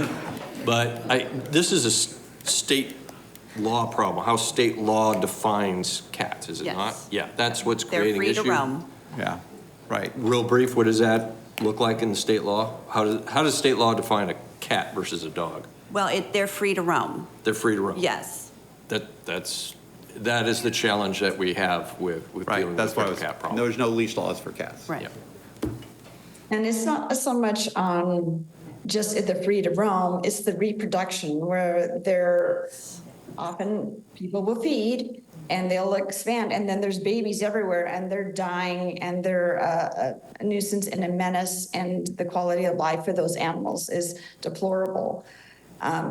We don't have any resources on grants or payment for spay and neuter. All we do is sell some traps. But there are grants available. The other cities get and bring in and then distribute to the residents to encourage the spay and neuter. Spay and neuter is not cheap. And those residents who really want to take it upon themselves to control the numbers in their neighborhood, we need to support them as much as possible. Thank you. Thank you. Thank you. Mr. Freeman. I'll just jump in. The county's going to open a brand-new animal control shelter here not too much further down the road. Yes. So looking at that, hi Shannon, collaboration maybe with the county, and I agree, we need to stand up some type of program. We're a large city, all of our districts have issues with feral cat populations, but TNR is part of the solution. But moving forward, I think collaboration, getting some grant funding, see what's out there and available. But I really like our officers and animal control. I mean, we've actually caught tortoises together, chickens, cattle, goats, yeah. So You have helped us, Councilmember. I have, yeah. But it's not about me, but it's how the rescue. So I was looking at your core businesses here, other than administration, your animal control, community engagement, human services, community development, and housing services. It touches somebody in their life at probably the worst time in their life, whether it's a human being or an animal that needs help and shelter. We're here to provide that. So even though you have some slight budget reductions, I'm in agreement that maybe you need some more funding too in the future, but I know overall we're looking at financial constraints here in the next couple of years. So, Yes, thanks. and just to add, the East Service Animal Shelter by the county is scheduled to open in early May. However, it has nothing, there's no services for cats there, unfortunately, but we will continue to look at all options and come up with some potential programs and services that we can look into. Just to add, I don't know if it's changed, but I had trapped some cats, and before the county would take them free of charge. But then when I went back, they said $85 per cat. Well, that's cost prohibitive for anyone, and especially if you have a feral cat colony issue, you just can't sustain that. So I don't, maybe Shannon can speak on that, but regardless, we do have to have something with the county for a cat solution, even if they're free to roam. So the city of Mesa was assisting with trapping, and we were taking in cats, stray cats. They were charging us $96 a cat. And that was years ago. That was in the 2000s. So right now, there is no shelter that takes in stray cats. If someone takes a cat to Maricopa County, they will pay that $85. Maricopa County spays or neuters it and takes it back to the neighborhood where the person says that they got it from. But there's still, effectively, that person is paying for the spaying and neutering. Yeah, at the end of the day, that's really what this program will be. It's not getting rid of that cat. It's doing the spay and neutering of that cat to try to manage the population, I guess. So I think that's the misconception. I think some people think we're going to come and take the cats away. It's not, that's not the program. Here comes Jimmy again. He's coming back. The cat. I have a cat. Oh. Talking to you. Not Jim Smith. I should have used a different name. Well, thank you all for all your support. Name the Jimmy cats. Well, okay, we're adding to the list of things that we don't have answers on, so, spaying and Sorry. neutering, yeah. All right, council, any additional Mayor? questions before Yeah. we wrap up? Oh, yeah, Jen? Just a couple of questions, backing up a little bit. On the broadband, do we inform, and I assume we put out some public notices about the services we have for broadband in those areas? How do residents find out Yeah, about this? Mayor, Councilmember Duff, I do not know how the residents were made aware of it, so I do need to double check on that, and I will make sure to let all council know that. No, I believe this is the program where they've gone door to door, and they even have a partner that's providing devices too. So I think they've saturated this neighborhood almost door to door to let them Okay, know about the great. services. I apologize, I didn't. But I know can that. confirm that with IT, so. Okay. But they're pretty proud of this. I think this is an award-winning program, so. Yes, and it's been a wonderful partnership. I think Great. Public Schools was giving out the routers, and there's some coordination. Nonprofit who came in was providing. CompuDot, that's it, to the computers to all the neighbors too. Yeah. Great. All right. And the last question I have is on the financial, the budget summary on number 7, page 7. Yeah. Yes. So the community development budget, I know you mentioned some things there. Can you review that again, going from, the ups and downs of that? Were those grants or Yes, federal fund? carryover. So going from 23 to 24, we will be carrying over about $23 million, and it's multi-year contracts. So that's what our budget will be increasing when we do that carryover exercise. Say that again, Chris? What the types of grants are in here? That we have Home ARP was one of them, and then we will also be closing out the NSP grants. So these were grants that they're no longer continuing. We're just spending them down. Correct. Okay. I figure we'll keep going down as we expend our COVID funding too. Yeah, so some of this may be lingering dollars from COVID or other grants that came right after COVID. Okay, great, thank you. And just to add, though, it is also current funding that goes over multi-years. So it might be a current CDBG program, but because it's a multi-year program, we just carry it over to the following year as well. Is the heat relief, the 75,000, is that ongoing or one time? What we did, Mayor, Council Member, what we did is we made it ongoing because in working with the county with public health, we might be able to have this grant go over several years, up to 3 years. So in order to have it in future years, we just wanted to label it as ongoing. But if the grant is not available next year, we would have to find other resources in order to do the respite center. Okay, is that a new change? Because that's inconsistent with this, just FYI. What does that say? That says it's a one-time expense. I think it's because maybe this usually is when it's a grant, and we don't know for sure. Right. But then, obviously, if this grant's available from the county, we would match it, so. I just don't think it's our practice for grant matches, because I don't think this is a multi-year grant from them, it's just for this year. So it's just more of a practice of how we acknowledge, we don't know that this specifically, we didn't sign an agreement, I don't believe, that gives us a multi-year commitment on this. Well, the agreement does have Oh, the does it? opportunity to renew for up to 3 years Oh, okay. if funding So maybe is we available. need to relook at that, then maybe it should be, if we have that possibility, then we want to make sure we have the matching We'll dollars. continue to do Yeah, that. absolutely, Yeah. yeah, thank you. All right, thank you. Last call for questions for these good ladies. All right, thanks again. We know this is where a lot of our community's compassion is manifest, and so we thank you for helping us do that.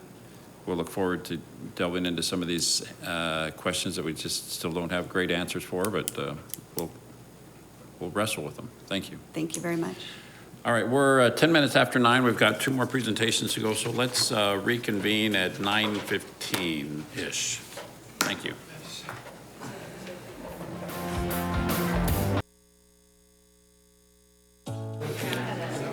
All right, we'd like to welcome folks back after our break. Thank you very much. We'll continue with the next item on our agenda for our study session. Item 1C is a presentation on the library department budget. Welcome, Polly. Good to have you back. Thank you. Good morning, Mayor and Council.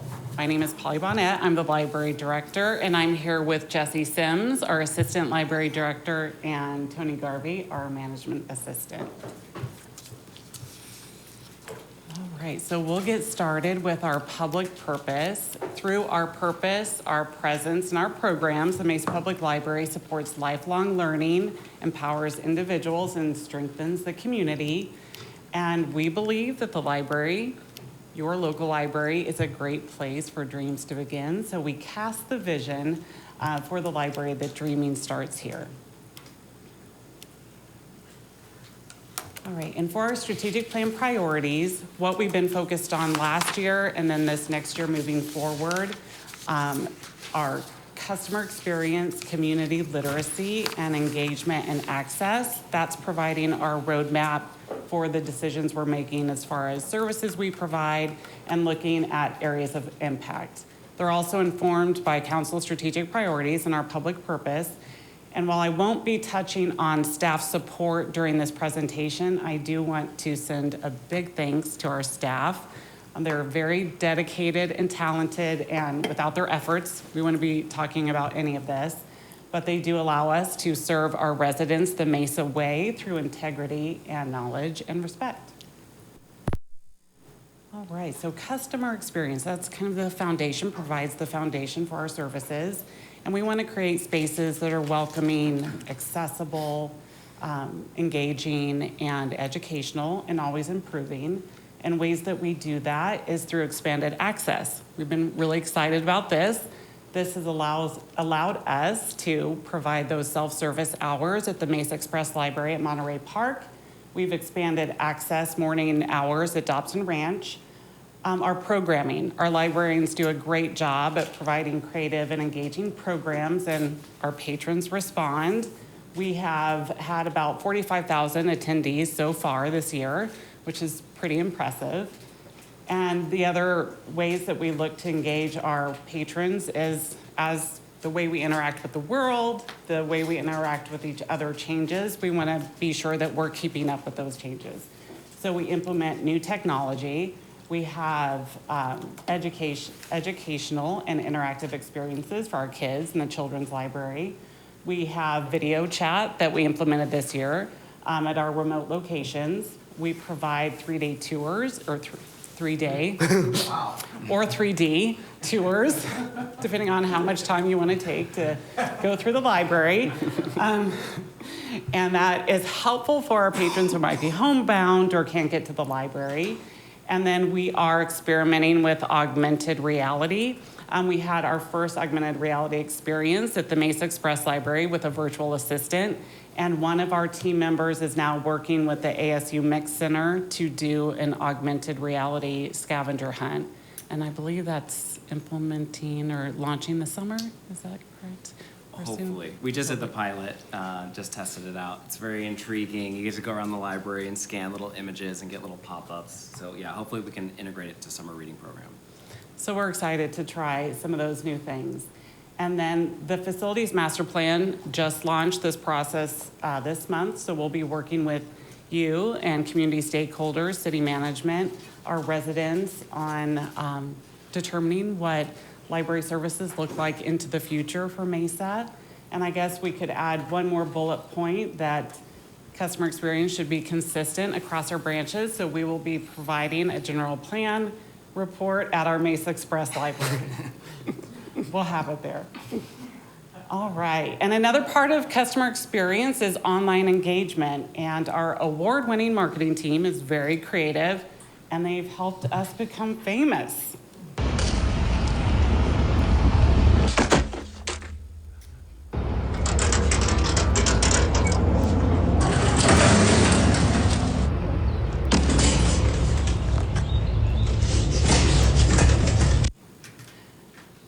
So we do this every day, and we did not realize what a nerve this would touch with our library users and just the community in general. When we did this presentation, put it together, it was around 1.7 million views. We're closer to 2 million now. So we officially went viral at 1 million views. And some of the comments we added here. We thought these were kind of fun to share. We had over 300 comments. This was our largest engagement of any post so far, but what we're learning is not only are our public space programs of interest to our community, what happens behind the scenes is almost just as important.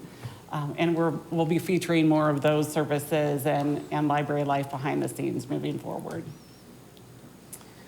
All right, and literacy, as you know, is the heart of what we do.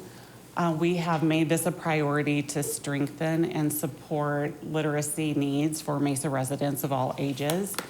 You hear a lot about the importance of reading for the 0 to 5, the early literacy ages, pre-readers, and as far as academic achievement and workforce development.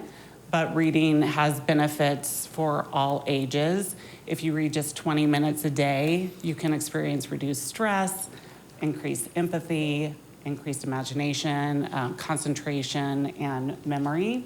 And it also improves connections with one another. And so we're always looking for ways to boost those benefits.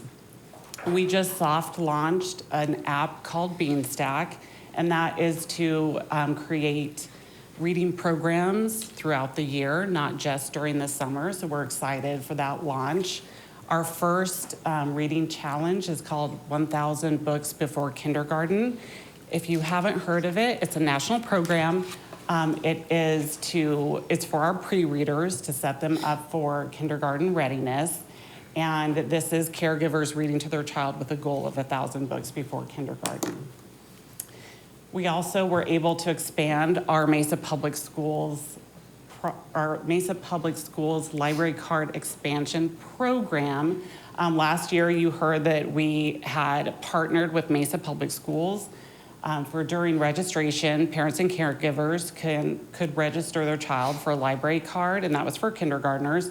We were able to expand that this month to kindergartners through 3rd grade, so we're excited about that. We also partner with Read on Mesa. This year, we were able to do Literacy Lane at I Love Mesa Day, and that was hugely popular. We spoke to, I think, 500 people just at our booth and signed up 132 people for library cards, which is pretty significant for an outreach event. And we're looking at ways to build on that success for next year.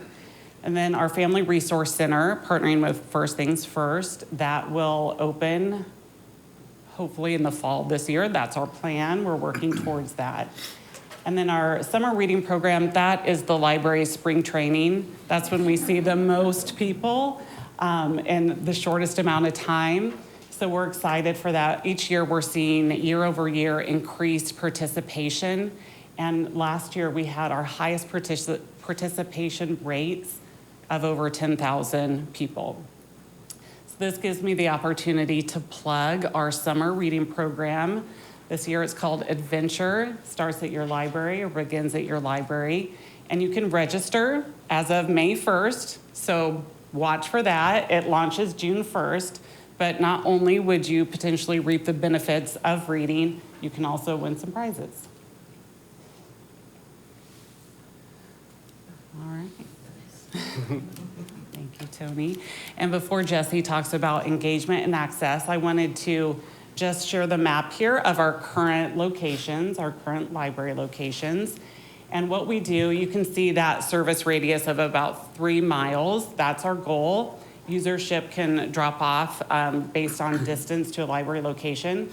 The Express Library has a smaller service radius, just by nature of the amount of services that we're able to provide there. But what we're doing is we're making decisions about services and trying to expand throughout Mesa. We're looking at those gaps outside of those current service areas. All right. Jesse. Mayor and council, good morning. Thank you for having me here today. So with engagement and access, one of the things we really focus on is how we can innovate and evolve library services. We know we have our traditional branches, sort of like we saw on the map before, but how do we get out into the community a little bit more, as well as come up with library services that can be more flexible and nimble, so we can really evaluate where services are needed and kind of rapidly adapt and get them there. So with that in mind, last year graciously approved as part of our budget some positions for our team LEAP, and they're responsible for our Mesa Express Library, our lobby stops with the I Love Mesa van, our bookmobile, I promise it's coming, we'll talk about it a second here, as well as coordinating our outreach efforts in the community. So I'll speak a little bit first about our outreach efforts. Since our team stood up in the fall, we've gone to 64 events. We've issued over 560 library cards and spoken with over 5,000 people. And so that's really impressive for us because this is getting out to people that may not be coming into our doors and getting them connected. And then for Mesa Express Library, we've been open since, of course, the end of October. So we have some good numbers to kind of see how it's being used. And I think we've proven that the concept can be successful. So just to share a little bit, since we opened through March, we've had 10,000 circulations. To give you some perspective, that's about 1.5% of our total circulation for our library system. And then to compare that to a branch, that's about 10% of what Dobson Ranch circulates. So you get a sense that it can really fill a gap and be successful. It can't quite replicate what a full branch does, of course, because the footprint's smaller. We don't have traditional programming or study spaces, but you can fulfill some of that need. And one of the most successful areas has been the book lockers, which actually accounts for 28% of all circulations at Mesa Express Library. So that's really intriguing because that's something we could replicate in other areas without building an actual building, right? So that's an area we're intrigued by.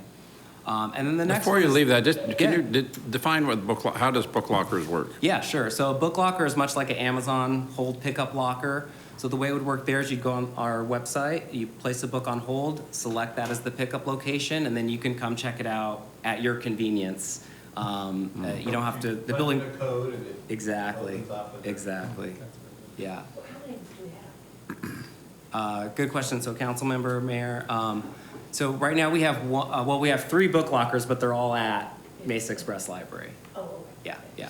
So the idea is maybe to consider putting a locker out without even being next to a library. So making it convenient for someone to go have these services. They go online, but they need the book, right? So instead of having to drive to a branch or an express library, they could go to a more convenient location. So we're looking at possibly using some parks or land that we already own. So it's just another way. It's not, it's not a library, but it's bringing the books closer to where people are. We had talked about this a number of years ago about even potentially putting them along light rail stations. Parks, light rail stations, anywhere where there's a little pedestrian traffic. I recall those conversations, Mayor, Councilmember Summers. And one thing that has been great is the technology has improved so much over time, and we've been able to test the concepts that we can look at locations like that now. I just like that all 3 are in my district. Sorry, can I ask? Speaking of technology, so how much has that taken, how much has technology eaten into the percentage of actual books that are checked out? I mean, through ebooks and different things like that. Do you know? I mean, is it very significant or not? The technology that we're using is, I would say, complements or supplements our collection, but we are seeing, and we have our circulation numbers in the next few slides, we are seeing that our digital collections are increasing. That use is definitely increasing. I think it's been about 15% over the last year that we've seen an increase in those circulations for just the e-collection.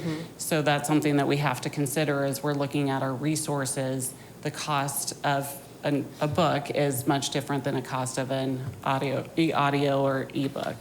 Well, and then a cost of a facility, right? A new library. I mean, how do you got to fit that into that. Right, but- Where's the Sure. direction, Yeah. for libraries? But libraries are more than just a books. place to get a book, Absolutely. yeah. Yeah, for sure. So, and how do you incorporate So much that? space you use for the books, really, yeah. Question on the technology. Has there been, like folks not been able to check out books? I know we have like a early login system to go into some of the main branches, and then the Express Library. Has technology been, I think, deterrent for some? Have you heard that piece?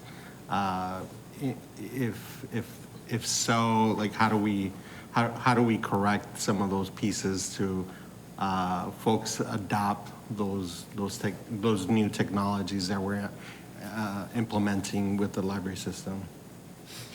I can take that, yeah. Vice Mayor Heredia, Council, that's a great question.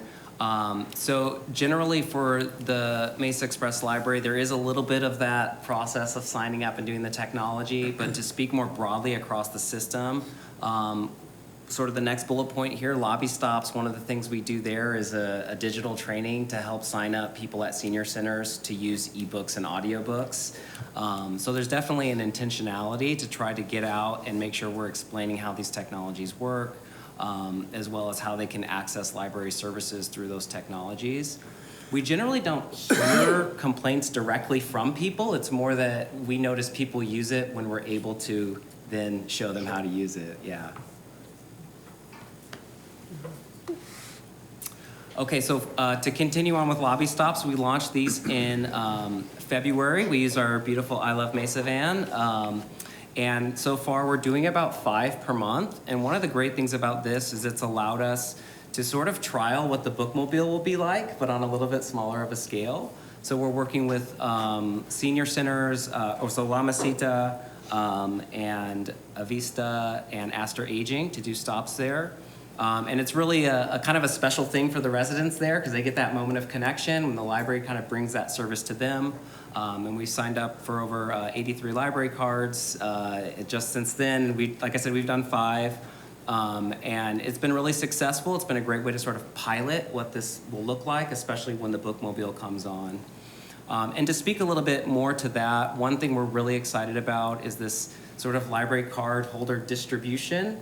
So we took a community asset map that we began working on, and then we took our library card holder data, and we sort of married them together so we can look at a census tract level and see how many people in that census tract have a library card.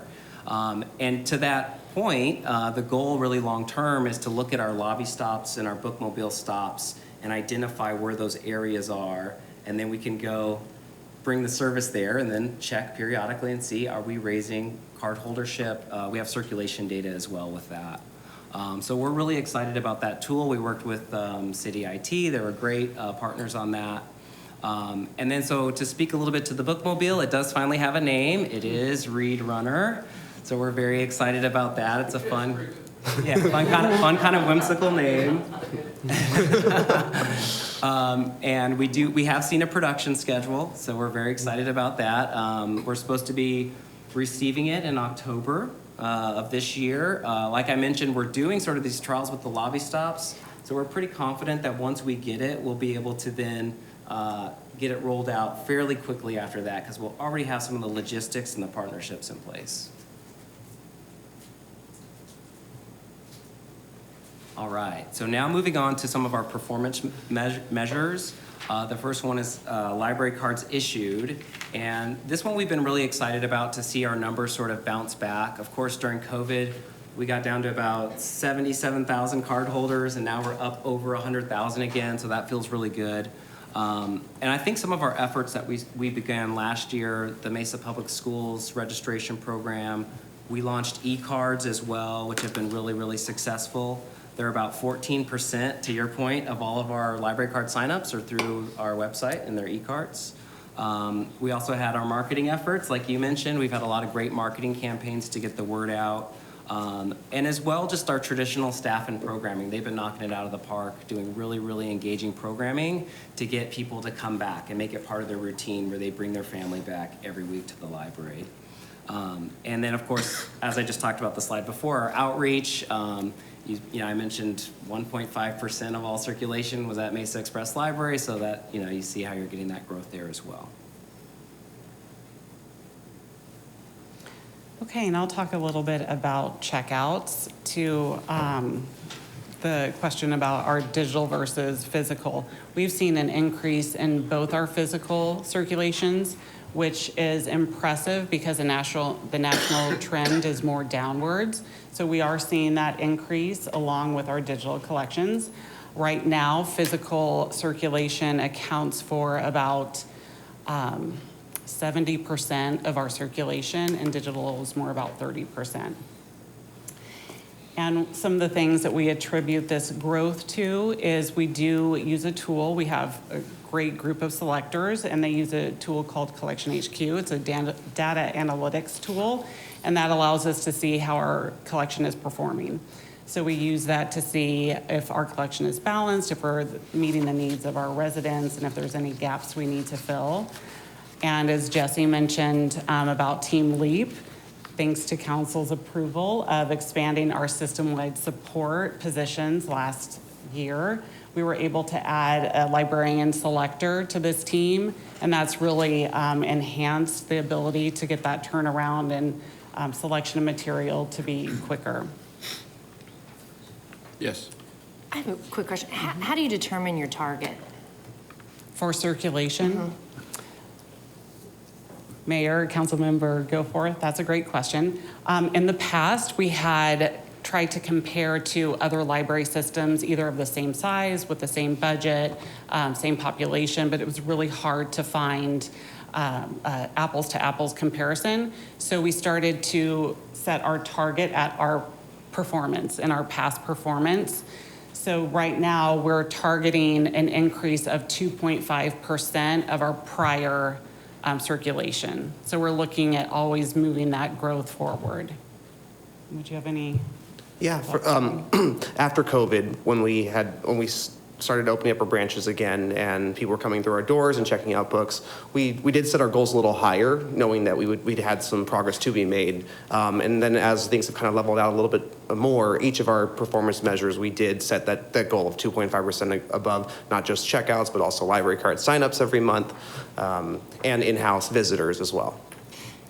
I was kind of thinking about, is there sort of this national standard? I don't know. And what does it indicate about your city if about your library circulation? I don't know. I'm just kind of thinking out loud here.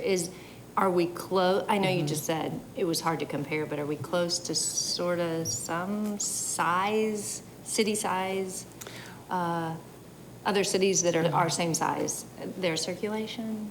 Mayor, Councilmember Goforth, I can speak to that a little bit as far as regionally. Yeah. Well, there is a national report, so you can see that performance across libraries nationwide, and then we have our state performance measures, so we can look at comparison libraries in the region. And I will say, just for the East Valley area, and really in the Phoenix general area, our circulation is performing as well as or better than our surrounding libraries. And I can say for Chandler and Scottsdale in particular, when we made or we checked comparisons most recently, we were higher than those cities. To your question about a national standard, that doesn't necessarily exist, but what we're looking at is just circulation for population. That's one measure that we use. And then also there's something called turnover rate. And we look at turnover rate, and that is how much an item has circulated over a period of a year. And that helps us determine how well our collection's performing. Yeah, interesting. And part of our, I think, challenges, we are, that's the right word, as far as square footage of libraries for a city our size, we're definitely underperforming, right? If you look at the number of libraries in Scottsdale or other cities, we don't compare. So the fact that our circulation. So the fact that so you compares do as well, yeah. because we just, as far as the number of libraries, we're pretty far behind, so. And there's a lot of factors, I'm sure, that go into those circulation numbers. Oh, yeah. With demographics, socioeconomics, all those things, right? So that's probably why it's difficult just to have a apples-to-apples comparison, but interesting, thank you. Do we have info on, like, people returning items? And I know I've asked in the past as far as, I think, sending people to collections if they don't return an item. Are we still doing that, or what's the process? I know we work with them as much as possible to pay it down or have it returned, but still kind of uneasy if we do send people to collections for missing not returning a book, right? So do you have any of that information available? Mayor, Vice Mayor Heredia, I don't have the numbers in front of me, but I can speak to our process. Sure. Since we no longer have overdue fines, there's no penalty or if an item is returned late. We do charge for material that is lost or not returned. However, we've been working with the city's tax and collections office. When a patron's account is over a certain amount, then they have been assisting us in reaching out to those patrons, because our goal is just to retrieve the material more so than the monetary side. And that's been a great relationship. For the most part, though, we will work with patrons too if there's the goal to pay something down over time. But it has really alleviated that access issue because we don't have the overdue fines. Yeah, remember there was a council policy, we eliminated that. those. But again, but we still want our material back. Sure. So. So as far as returning materials, I know you all had like a percentage of stuff not coming back in previous presentations. Do you have that information, or? I don't have that information here, but I can get that for you, Vice Mayor. Okay, and the next performance measure that we'll share a little bit about is in-house visitors. That also has been increasing. We can attribute that to, as Jesse mentioned, the programming that our librarians are providing for our patrons. That's really resonated and been popular with our residents, and we continue to add programming, look at what's working well. Gardening programming for adults is off the charts, so we'll be doing more of that. And of course, our programming for kids is always popular. Our renovations has been a big piece of this too. So the Dobson Ranch renovation, addition of ThinkSpot, for our main library, children's library renovations, that's been a big draw and increased foot traffic. And then also just increasing our locations and using innovative services has been a draw for patrons. And then as far as our Dreaming Starts Here, we did a campaign this past spring and asked our patrons what that means to them. So we'd like to share. My 8-year-old was so excited to get a library card this year. He feels so empowered to get to check them out on his own. He did that just today. He went up to the front desk, checked them out on his own, and he was gone. He sat in a reading cubby, and it's just really nice to have them feel a little bit empowered with their ability to have their own library card and check out books they want. When I see chapter books, I love those chapter books. The books are cool and I like reading them. And when I go to every chapter, there's a funny part. And then I love one last thing, like that spot over there. Oh, the ThinkSpot? Yeah. It's not always easy for people to have access to some of these different programs and softwares and the tech to utilize it. So like me personally, I'm a huge music guy, I love music, and I haven't been able to afford a really amazing keyboard, but they have one, and you can mix and match and sound engineer all underneath their program that they have for free, including recording with a green screen and all the setup for it in a little private soundproof room. And it's free, people go and pay a lot of money at studios for stuff like that. All right, and Tony's going to share our budget summary. So moving on to our library's budget. So at the library, we have two core business processes: our library resources, which is our collection team and our administration, and then our library programs and resources. And that's our customer service, our technology team, as well as our volunteer services team. So we'll start with our year-end actuals for last year, so FY 22-23. So with a revised budget last year of $8.8 million, we ended up spending a total of $7.9 million. The largest reason for that savings that we received was because of vacancy savings last year. And that is due to positions as people promote, a few special assignments, and then we also had a new position. And as that team's coming online, that budget dollars that's not being spent is given back to the general fund. So that's the year-end actuals for last year. Then moving into this year's revised budget of 23-24, we had a budget of $14.6 million. It's a big jump there, and so there's a few reasons for that. One was an approved LEAP team, so that outreach team. Thank you very much again for that last year coming on board with those 3 FTEs. And then also this included our Gateway Library positions as well. And we'll get to that in a second, but that included the Gateway Library positions and the one-time dollars to fully outfit the branch. When you're bringing on a new branch, you have to have the shelving, the books, technology, TVs, everything necessary. So that's also included in that $14.6 million. Moving to our year-end estimate though, we're not planning to spend all that 14.6. And the biggest reason there is because we didn't end up hiring the Gateway Library positions just yet. Since we're breaking ground next month, that's something that will be coming into next fiscal year. Very excited, Councilmember Summers. We are going to. It's going to be a blast. But we are seeing savings this year that will go back to the general fund, just over $2 million because of the vacancy savings there.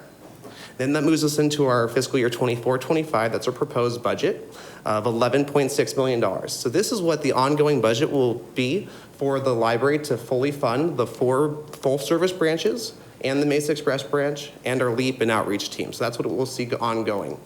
We'll also, similar to community services, we'll be carrying forward $3.4 million from this year into next, and that's for that gateway, those one-time dollars for, like I mentioned, the furniture, fixtures, all the equipment to go into the branch. So that'll be moving into next year. As we are building, we'll be buying, procuring, getting that all delivered to the site and installed and ready for a grand opening next year. So there have been some changes to the design of the library. We've put off ThinkSpot, right, for the Gateway Library, at least for now, for budget reasons. Is that reflected in the reduction here for capital? Mayor and Councilmember Summers, so this is not, this is simply the operating budget for the library, so this wouldn't include any of those capital funds and those one-time dollars for the branch itself. Okay, so as we proceed forward, just tying it into the bonds again, I think there's an opportunity in going forward with the next bonds to add the cost of the ThinkSpot into that. So I just want to put a buzz. No, that's fine. And Councilors, we need to get back to you. We've been squeezing down the contract. We're getting really close to seeing if we can squeeze it in for this contract. Oh, very good. So we might be able to have the ThinkSpot moved in. It may be, yeah. We're trying to figure out a way. I love it when you squeeze down. It's fantastic. We're trying. Yeah, it's hard to do these days. Speaking of increasing costs, Mayor and Councilmember Summers again, this next slide is talking about our budget adjustment request. So we have one budget adjustment request, and this is related to the security contract that the city has with Allied Universal. So over the last few years, we've seen an increase, largest increase was in the last fiscal year. And then we were projecting another 3% starting again in July. And as that cost continues to increase, in order to fund that, we're taking from other program services in our library to fund that. So this $47,000 request would be to account for that $47,000 in increased costs that we've seen over the last 3 years for that same level of security service at our 3 main branches. And here's a summary of that request. And our final slide here is our budget reduction summary. As you have heard, all departments have identified some department and budget savings, and we were able to do that at the library through utility savings. A few years ago, we worked with our Parks and Recreation community facilities to add some energy efficient HVAC systems, and because of that, we had some savings to our utilities budget. We've also been able to do some maintenance negotiations with some of our larger technology vendors and find savings there. And then the special projects line, that's really our administration budget. So at times when we've been able to fund projects that are not accounted for within our branch budgets, it might be some furniture or technology for a new space. So that's why we're defining it as special projects, but that's from our administration budget and doesn't impact our forward-facing services. Any questions? Great, thank you. Great presentation. Mr. Freeman, are you about to punch your button? I am. Thank you again for the presentation. However, on slide 8, when we look at the service area and the radiuses there, we see there's a large gap between, D1, 2, and 5. And in our stakeholder meetings, I think you got some input. What was your perspective from people who talked to you about maybe filling that gap area when they saw the service area? Because I received some feedback as well, positive and negative. Sure. Mayor and Councilmember Freeman, we do have a map at the end of the presentation that shows a proposed branch library in the middle of that gap area, or in that gap area in North Central Mesa. Some of the feedback that we've received, and we are talking to a lot of library users, is that there is a desire to have a branch in that location. Specifically to meet the needs of the residents in that general area, that 3-mile radius, that may feel that going to the main library, Red Mountain Library, is a little bit too far of a distance. So we did hear positive feedback about a branch library, at least the people we spoke to at the community meetings. So, Holly, that would be the one you're showing in green there. That would be the one that would be co-located on the same site as the community rec center. Is that correct? Correct. Proposed. Yes. Yes. Thought about. Then there was there's also, you identified the possibility of another express library. Where would that be approximately on this map? That is, Antonio, yes, thank you. Around Brown, and it would be Brown and Lindsay in that area. We've identified Chaparral Park, but we're working with the parks team to see if there's a location that might be a better fit. It could be Chaparral, but we're continually looking at areas in parks in that north central part of Mesa that we could potentially put an express library. It's just a little bit further west. Yeah, Chaparral is on Gilbert Road between McKellips and Brown. Thank you. And there's a lot of rooftops in that area. I think that would be a perfect choice. I think there's less rooftops at Greenfield and McKellips. However, we own the property there, and our expenses would be much lower to build a full service or semi-library there. I like it when a person or a family can just walk to a library. That would be so cool to do that. Whereas some of the feedback I got from some young families was that, well, I have to drive from Lindsay and McKellips area. I have 3 young kids, and so my choice is, it's kind of a shot. I could go to Red Mountain or the main library. I'm probably the same distance between both. But they said it would be nice to have a full-service library closer to us. Right. So, to Mr. Brady's point, we're underserved in our libraries. However, where do we put them for the best use and the most accessibility for neighborhoods to just ride their bikes and, or other modes of transportation to them? I have to jump in there, I guess. Okay, Julie, your turn. I'm still just gonna, if you look at this map, the gap is Mesa High and Mountain View boundaries essentially. So I still wish for something further south into the area where there's, the demographics are way different further south. They don't have rides to get to libraries, so that would still be my vote.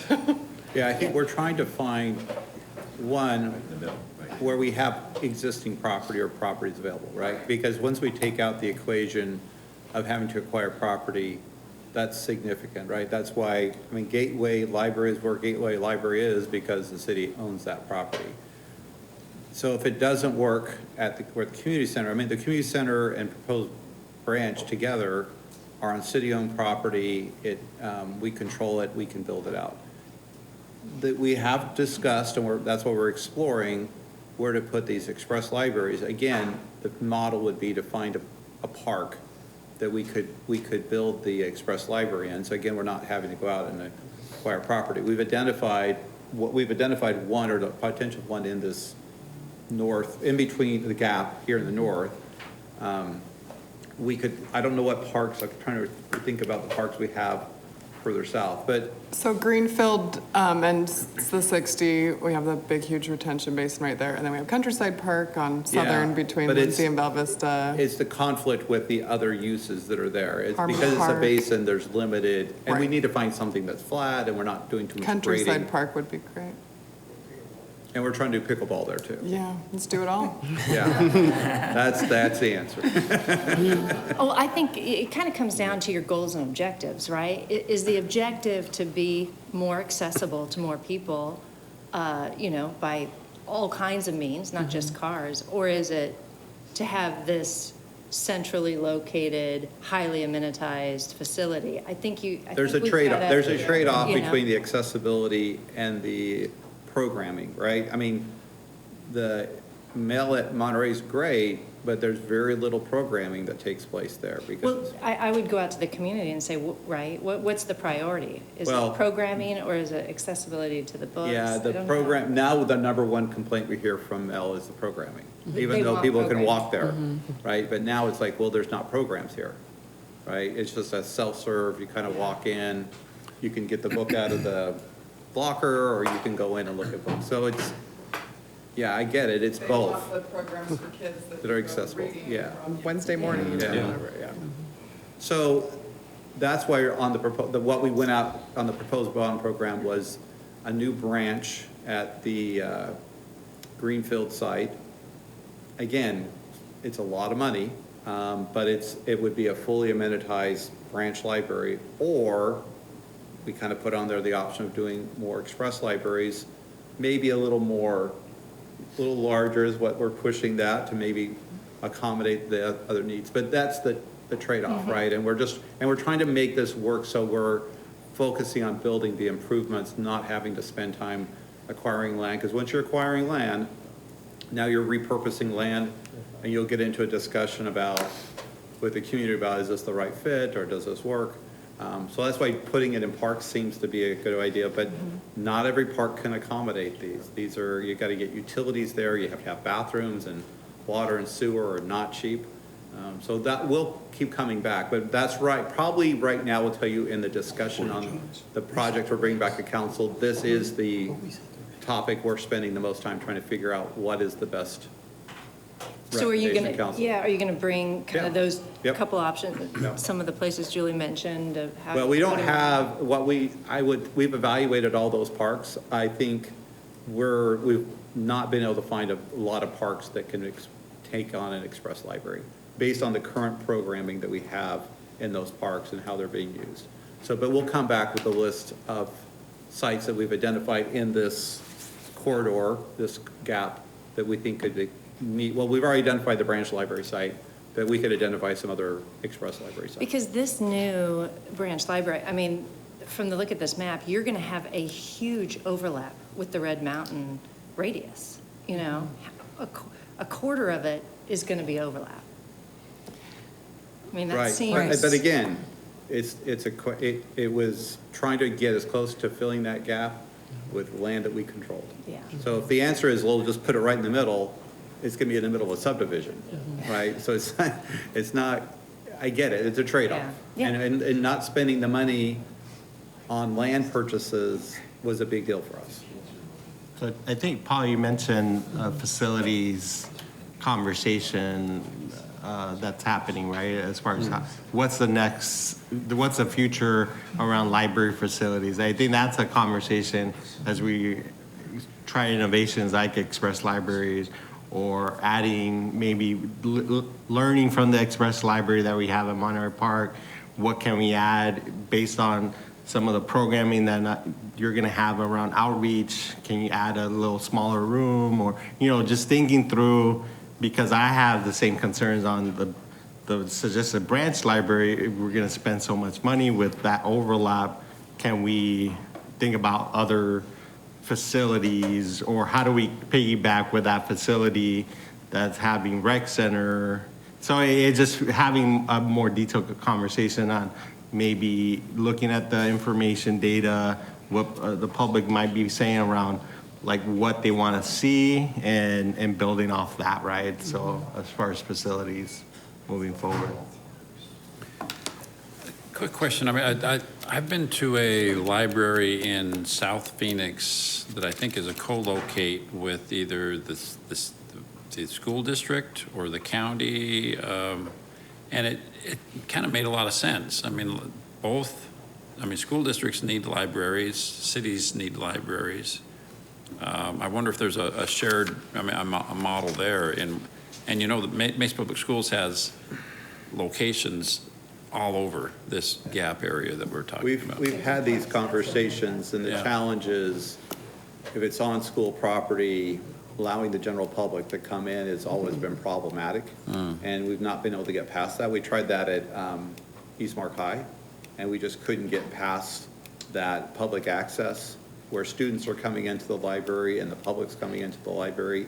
That didn't work well for them. And so, that's been our biggest challenge, is just that incompatibility of the general public access into school property during those times. We do it with our pools, right? Those are. But it's not general public during the school time, right? And During the those- school hours, It would have to be separated on their property. And then you're dealing with all that. Well, it would require an innovative approach, different than what we've done in the past, but maybe that's worth exploring. You might check other, I've been to them as well in Scottsdale, and so we might ask them how they do We've it. gone through this round with them. We can try again, but again, that's why putting them in a park where we control it. But again, when you build the Mel, you still have to build the parking, you still have to build the bathrooms. It gets, even as simple as it is, it gets pretty complicated.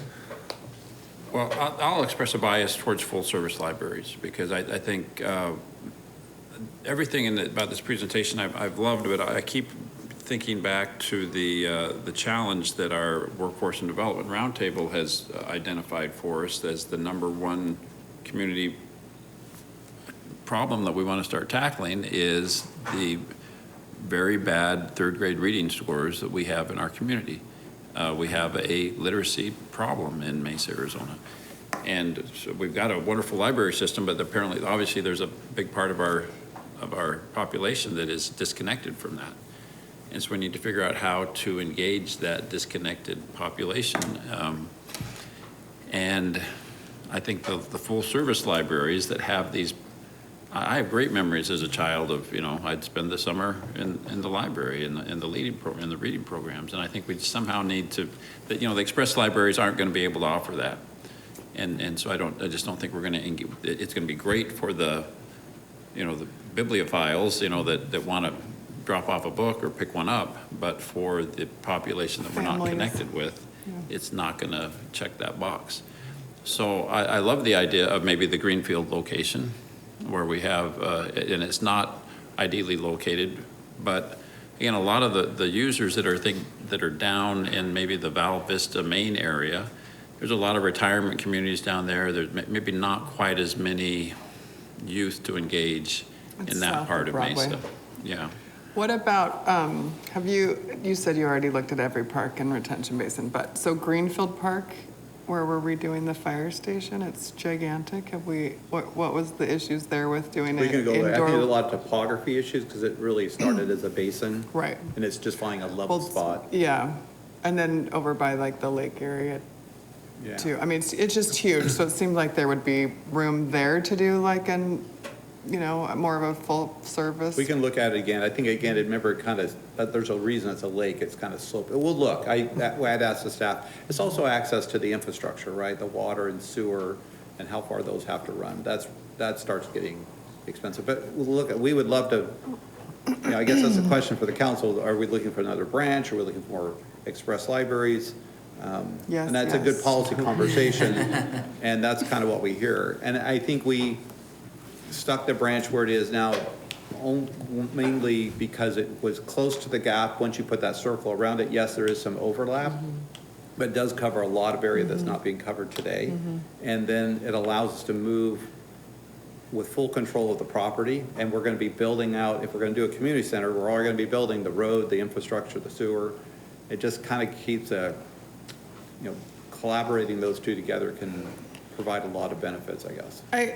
When I'm out speaking and talking to people, I do feel like a common question or sentiment is like, libraries? Libraries are still getting used? People still go to libraries? Like, it's 2024, we have the internet, why would you need to go to a library, right? So viewing a library as a community center and so much more than just getting a book, right? So I feel like the Express Library, while there are people who want to go pick up like a physical book, I mean, I read everything on Kindle. I haven't read a physical book in years. So, but I get that there's people, but that's not, for me, that's not why I think we need to increase our library system. It's more of the full branch model where there's the programming, where there's the, people are coming together, working together, learning together, growing together. Like, that's what's powerful to build our community than just getting the books, because there's so many different ways to get books. So anyway, and especially for kids and families.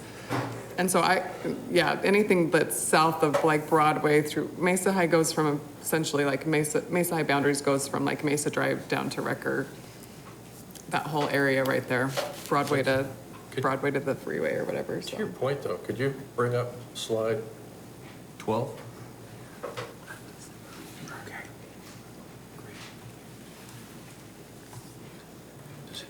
So, I mean, that's a pretty steady increase in the number of on-site visitors.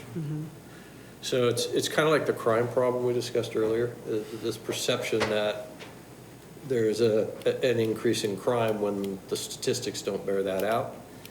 People are using the library. It's how they're using it might change over time, but they're still using physical locations as well as adapting to the new technology. So there's a demand. This, by far, anecdotally, this is one of the most popular in my district. Most anticipated capital projects for the city is the library, right? So there's still a lot of interest in the utilization, and we need to continue to allow it to adapt to new needs. And there's a great video, the young man was talking about how he uses that ThinkSpot. Right. So, Mr. Brady, on a different question for this, are we planning to introduce that new branch library as in the next bond program? Are we going to fund that, or is this? It was on the list. It was on right? the It was list. on the list of things to consider. Results yet. Right. Yeah, and we haven't had that discussion. We I haven't, understand. I mean, again, we've already started going through some drafts, right?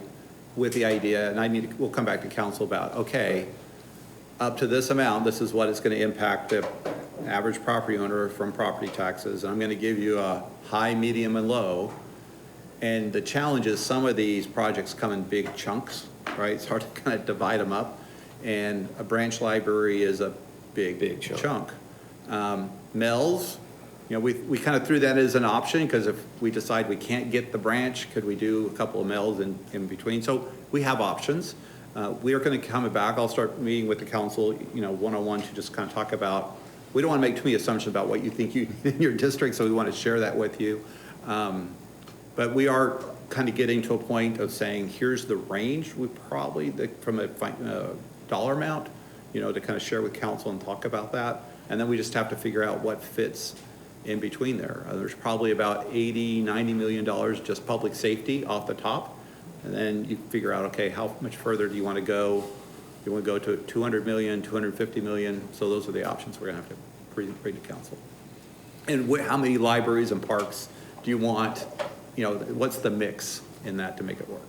There's always more need than there is money, and we need to be fiscally responsible for that. But to the mayor's point, having this discussion about branch versus, how do you stretch your dollars?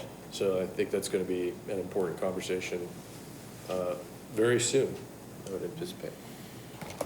We've got some council members that need bond. So we'll continue this conversation during the bond discussion, and thank you very much. Great job. Thank you.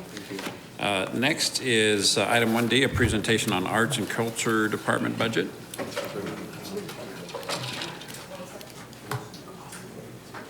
So there's a message inside this first slide. Can you maybe figure out what it is?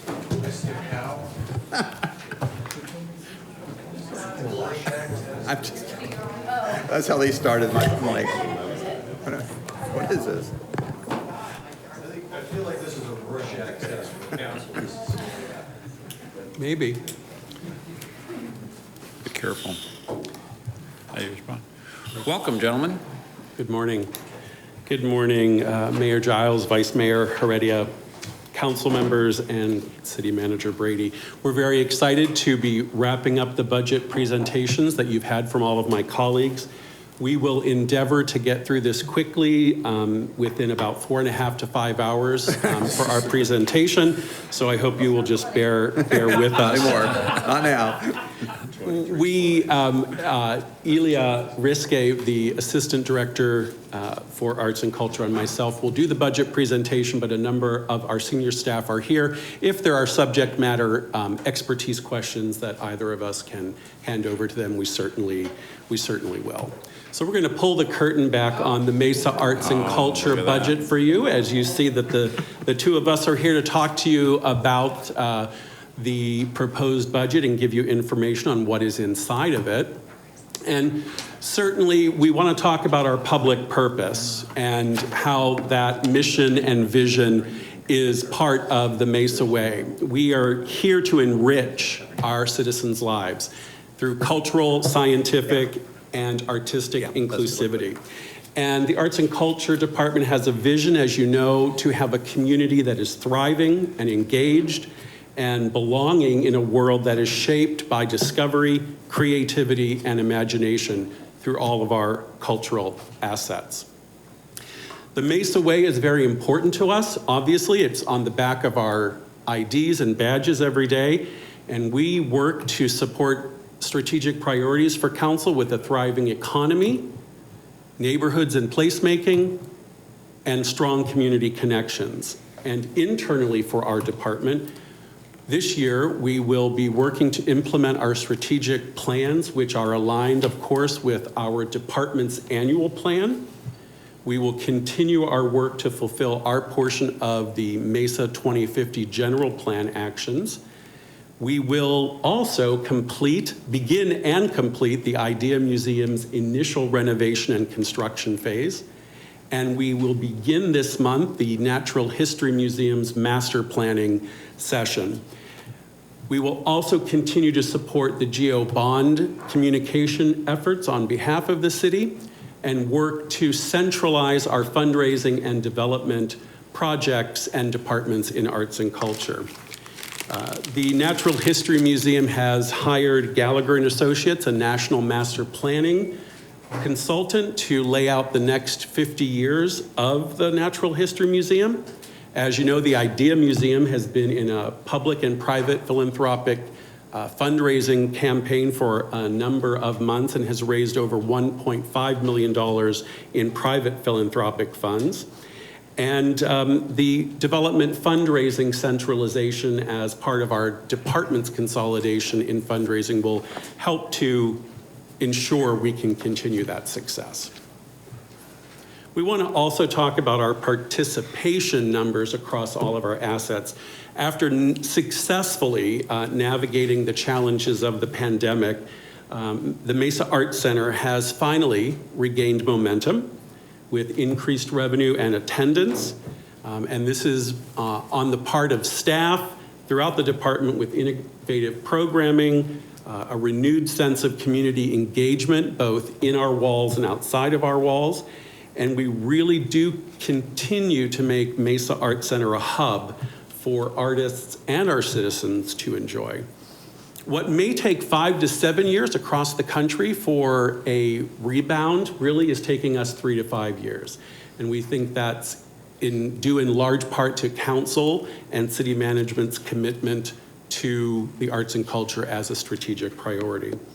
You will see in our season announcement soon that we have a return of our Broadway series next year. Deputy Director Randy Vogel for Theater and Performances has curated an amazing 20th anniversary season.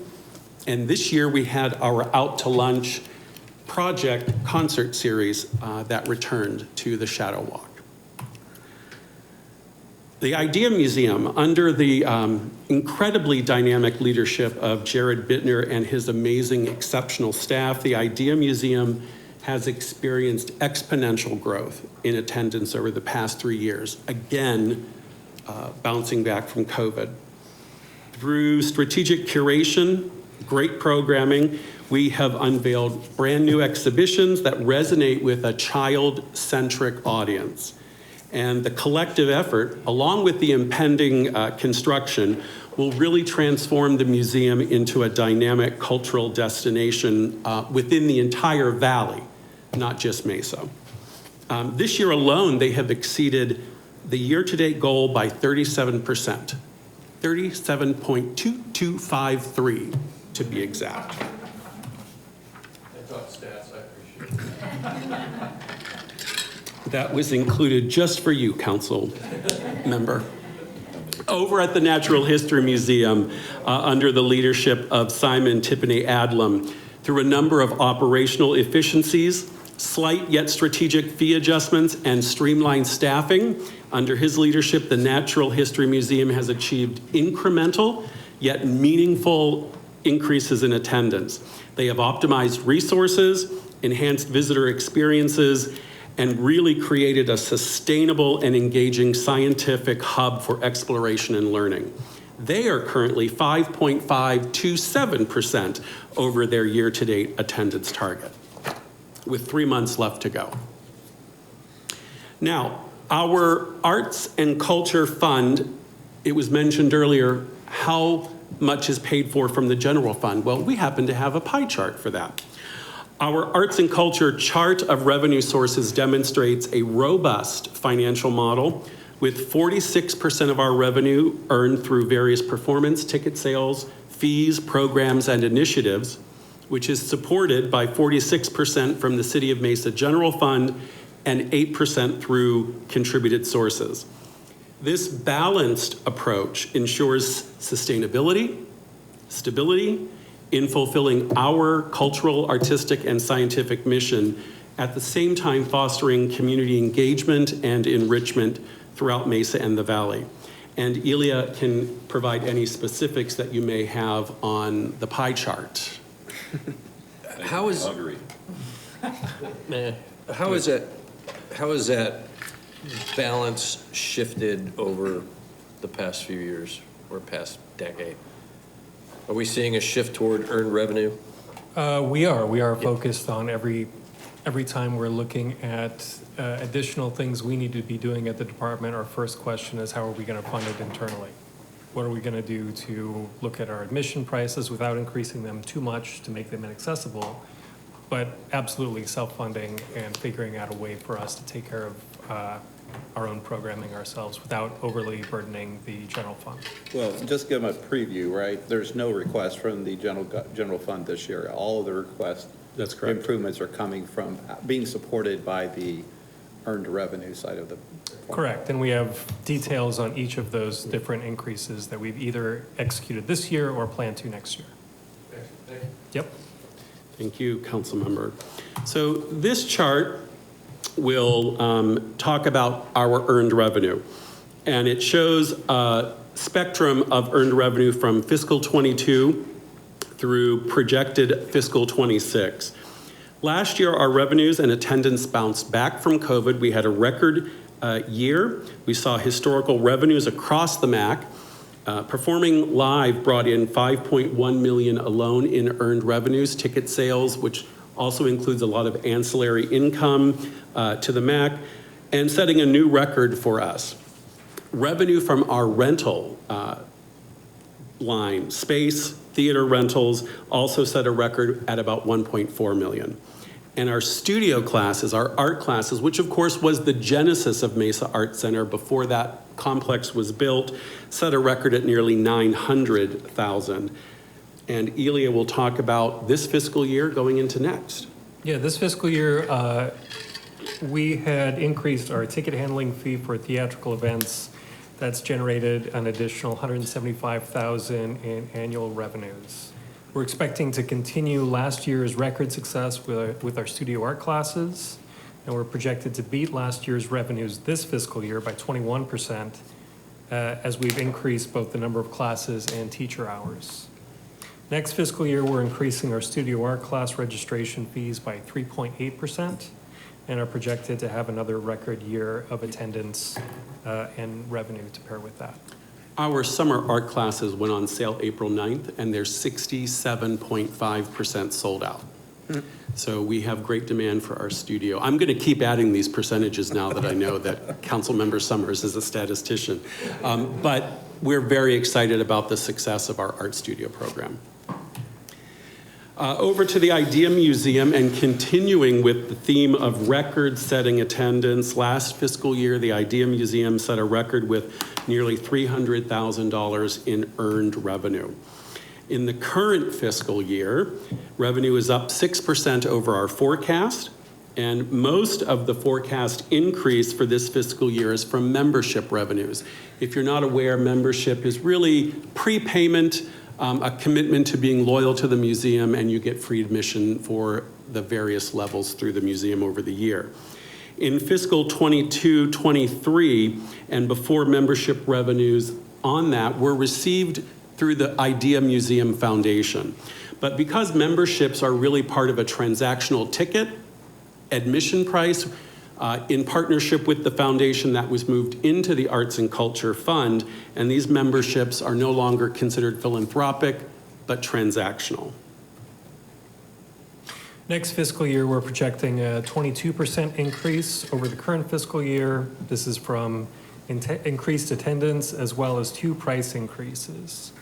We'll be increasing our admission price at the Idea Museum from $9 to $10 at the beginning of the fiscal year, and then increasing the cost of memberships by $10 mid-year. We're doing both of these things to pair with the completion of the upcoming renovation at the Idea Museum, because we're increasing the amount of floor space. And we continue to maintain accessibility for all citizens in Mesa. We participate in the I Love Mesa free admission days. So we had over 3,400 free patrons in the Idea Museum in the most recent I Love Mesa Day. And so accessibility for all is a huge part of the museum's philanthropic initiatives. We don't want to have price and or cost a barrier for anybody in the city. Again, last year saw record revenue for the Arizona Museum of Natural History at more than $1.2 million. We had a new exhibit open at the beginning of fiscal 22-23, which increased attendance throughout the year and is tied to that revenue increase. And Elia will describe going forward some strategic and modest fee adjustments that are happening at the museum. Yeah, this year's our target's to stay at that new level through increased marketing and activity. As of this month, we've increased our admission fees at Natural History Museum by about 23%, increasing the adult ticket price by $3 and the children's ticket price by $2. We're projecting this to bring in an additional $272,000 in new revenue next fiscal year, and anticipating 3% growth in attendance in the out year, again, due to that increased marketing and increased participation. And the same accessibility and availability at the museum. Memberships provide a substantially reduced ability for families of less means or ability to participate, and the Natural History Museum also participates in several free admission days throughout the year. The next slides have a much more deeper financial acumen, and so Elia is going to describe all of those for you. Sure. How often do we raise our admission prices? Has it been a while? It's been a very long time. Yes. So this is not a regular occurrence. Okay. And in fact, if you were to chart it and we could do that, you would see that we're still behind the national benchmark. Yeah, we're being very cautious and judicious in stewarding that ability for everybody to participate. The national bench, I mean, as compared to your demographics. Correct. Okay. Right, socioeconomic, similar. Yeah. National benchmarks that would be equivalent to those of us and our demographics in Mesa. So this chart shows a summary of the revenues that we have coming into the Arts and Culture Fund, as we've highlighted in the previous slides. Again, last year was a record year. Next year, we're starting the year with the forecast that performing live revenues will be closer to the historical average. And we have increases projected again at Idea Museum, Natural History Museum, as well as within our studio classes at Mesa Arts Center.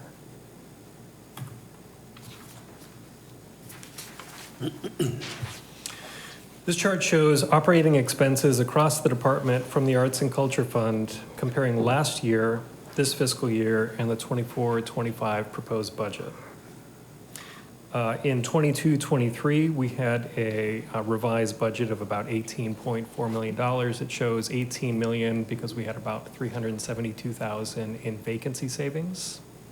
So compared that to 23-24's revised budget, included here is about $2.3 million in one-time costs and about $850,000 in ongoing new costs that were approved in last year's budget. Next year's proposed budget, as we'll go into some more details in the subsequent slides, includes $1.5 million in one-time costs and about $890,000 in new ongoing costs.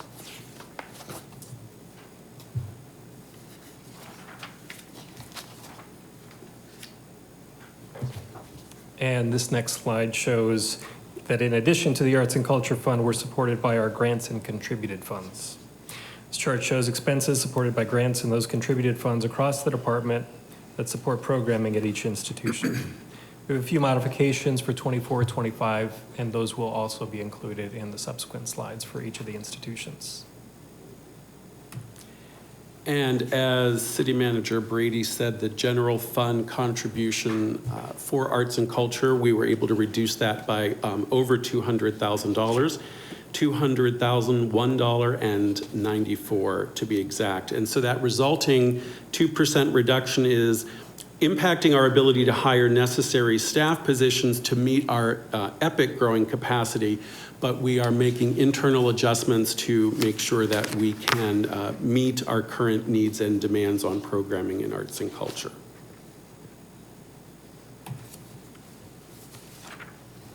So now we will talk about, give you information on some of the ongoing and one-time changes to our budget. We have about $814,600 in a combined ongoing and one-time budget changes this coming year. $484,900 is in security increases, and Elia is going to talk a little bit more about our security profile. So this year we increased our security profile at the Mesa Arts Center theaters. We did that by adding metal detectors that we've implemented, and so the $484,000 includes additional staffing of security staffing. We use the same company, Allied Universal, that Libraries does, as you heard in the previous presentation. So in order to staff those new metal detectors, that we are increasing that budget by $255,000. We've also added $135,000 to support lobby off-duty police officers, again, to provide additional security for the Mesa Arts Center. We've also increased the budget, or increased here the same contract increase that we're projecting from Allied Universal that, again, you saw in Libraries' budget presentation. And just as everyone across the nation, we have other contractual and inflationary increases that are part of that $814,000. And also we have increased some hours for our studio instructors because, as we indicated earlier, we have increasing capacity for revenue generation there. And we have added, again, because of increased demand, a new house manager lead usher position for the theaters at one full-time equivalent, and a variety of different one-time costs that we'll enumerate here. Office furniture cycle replacements, and added badged security locks for security in the building, repair and replacement of signage across the entire campus, installing a maternal mother's nursing pod in the theater lobby. Studios have a visiting artist program that we're expanding. Our volunteer engagement and membership initiatives, we've had tremendous increases in our volunteer participation, and additional supplemental training for food and beverage. Campus activations for our festivals, the annual Dia de los Muertos festival, and also a new festival that's being implemented this year regarding technology and light. And then some ongoing changes here, which includes part-time to full-time staff in our youth studios and a part-time development assistant as part of the development centralization. At the IDEA Museum, we have about $185,600 in one-time and ongoing changes. As we open the new IDEA Lab as part of the reconstruction, the square footage will increase substantially. To that end, staffing will be needed to support the additional floor space, and our budget includes a full-time and 2 part-time guest experience associates to support that floor coverage for our children and their adult guests. And we will also have increased customer service needs in the museum. We're also planning for $80,000 in one-time costs to support the continuation of the IDEA Museum's pilot artist residency program, purchase of new materials to support the new IDEA Lab, new exterior signage, and additional support for repair and replacement of exhibit elements. As we have all of this increased participation and increased attendance, our exhibit elements are experiencing a significant amount of wear, so we need to replace that. The Natural History Museum's budget will have about $254,000 in ongoing and one-time budget changes, which will include, with increased patron activity, our budget includes a full-time lead guest associate, additional Mesa Grande Cultural Park, soon to be renamed, our remote security monitoring, and ongoing software maintenance in collections.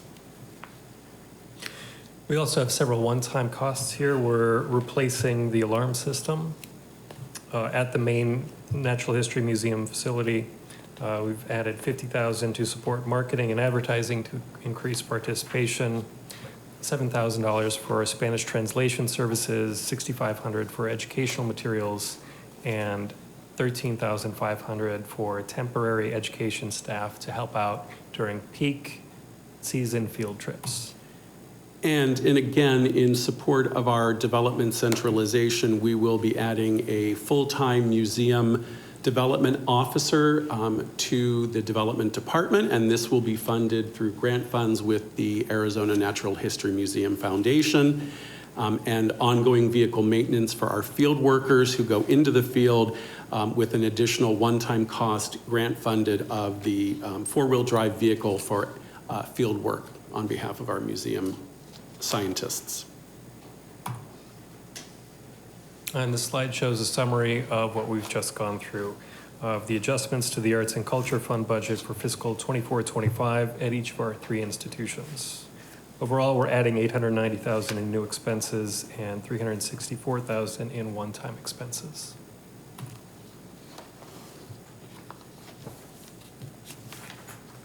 And lastly, this slide shows a summary of the changes to the grant funds. We're adding $183,000 in staffing expenses as well as $70,000 in one-time expenses, again, to support the vehicle purchase that Richard just discussed.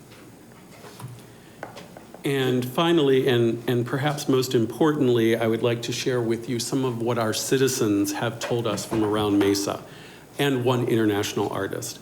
And they have to talk about and have shared their experiences with Mesa arts and culture. These heartfelt testimonials really exemplify the entire staff's unwavering commitment to providing service the Mesa way. But moreover, they showcase the profound impact that the artistic and educational, cultural, and scientific initiatives that are supported by our programs have on our communities, reflecting our dedication to excellence, inclusivity, accessibility, and enriching the lives of all of those Mesa residents who engage with our programs in and outside of our venues. This may sound corny, but MAC art classes saved my life. I came to MAC unexpectedly while going through many personal issues. These art classes pulled me up from very low depths. I will be forever grateful. I feel like I was able to find myself again. Thank you. Culture connects us. Imagination inspires us. There's nothing we can't do when we work together in good faith. Thank you, Mesa, for doing that. That was said by Yo-Yo Ma, world-renowned cellist, on the stage of the Aikida Theater in April of this year. The Idea Museum is our family's happy place. My mom brought me here. Now I bring my kids, and often we have 3 generations making art and exploring together. To my kids, this place isn't a museum, it's their museum. It's a wonderful place for young kids. My children were begging me to come back after our first visit. They call it the Dinosaur Museum. I can't tell you how much I appreciate you working with people on fixed or limited incomes to battle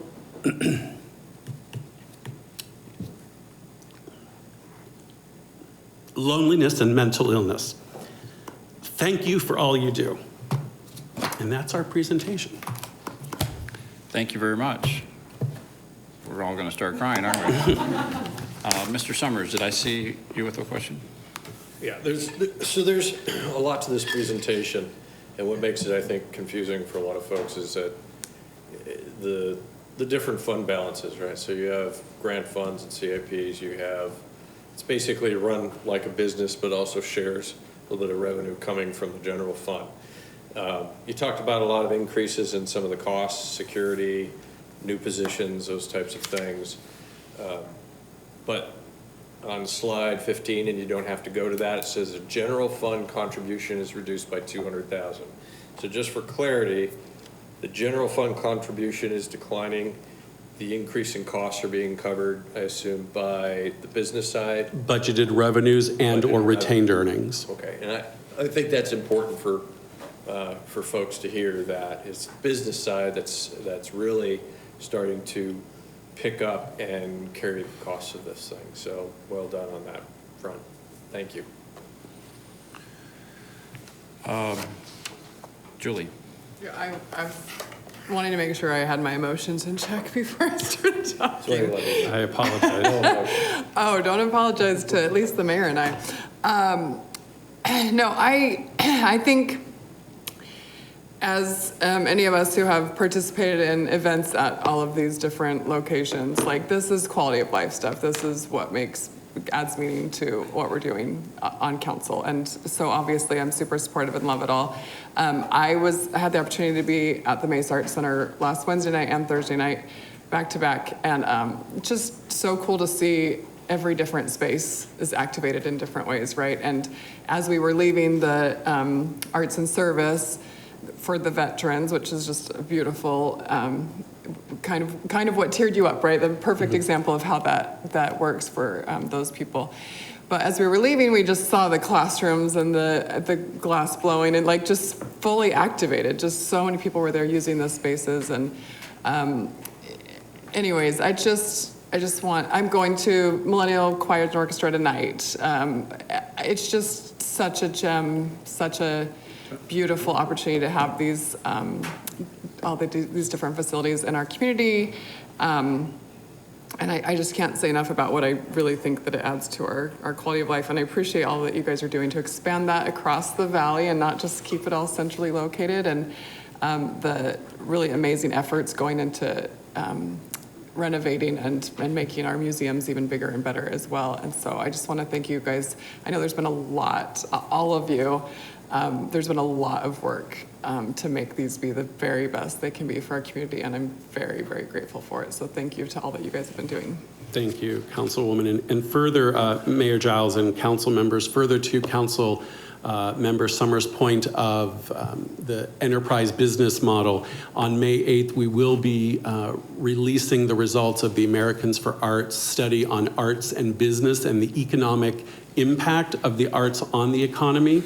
And I think what you will see in those reports is that it is not only quality of life, there is such a thing as the creative economy, and it's a multi-million-dollar impact across the country and here in Mesa. Store owners, restaurant owners love it when the theaters are lit, love it when the museums are open because they're stopping in to eat before or after, so there is an impact on the economic value also. Thank you. Councilmember Duff, anything you'd like to add to this? Of course, of course. I'm a huge advocate for the arts and love everything that you're doing.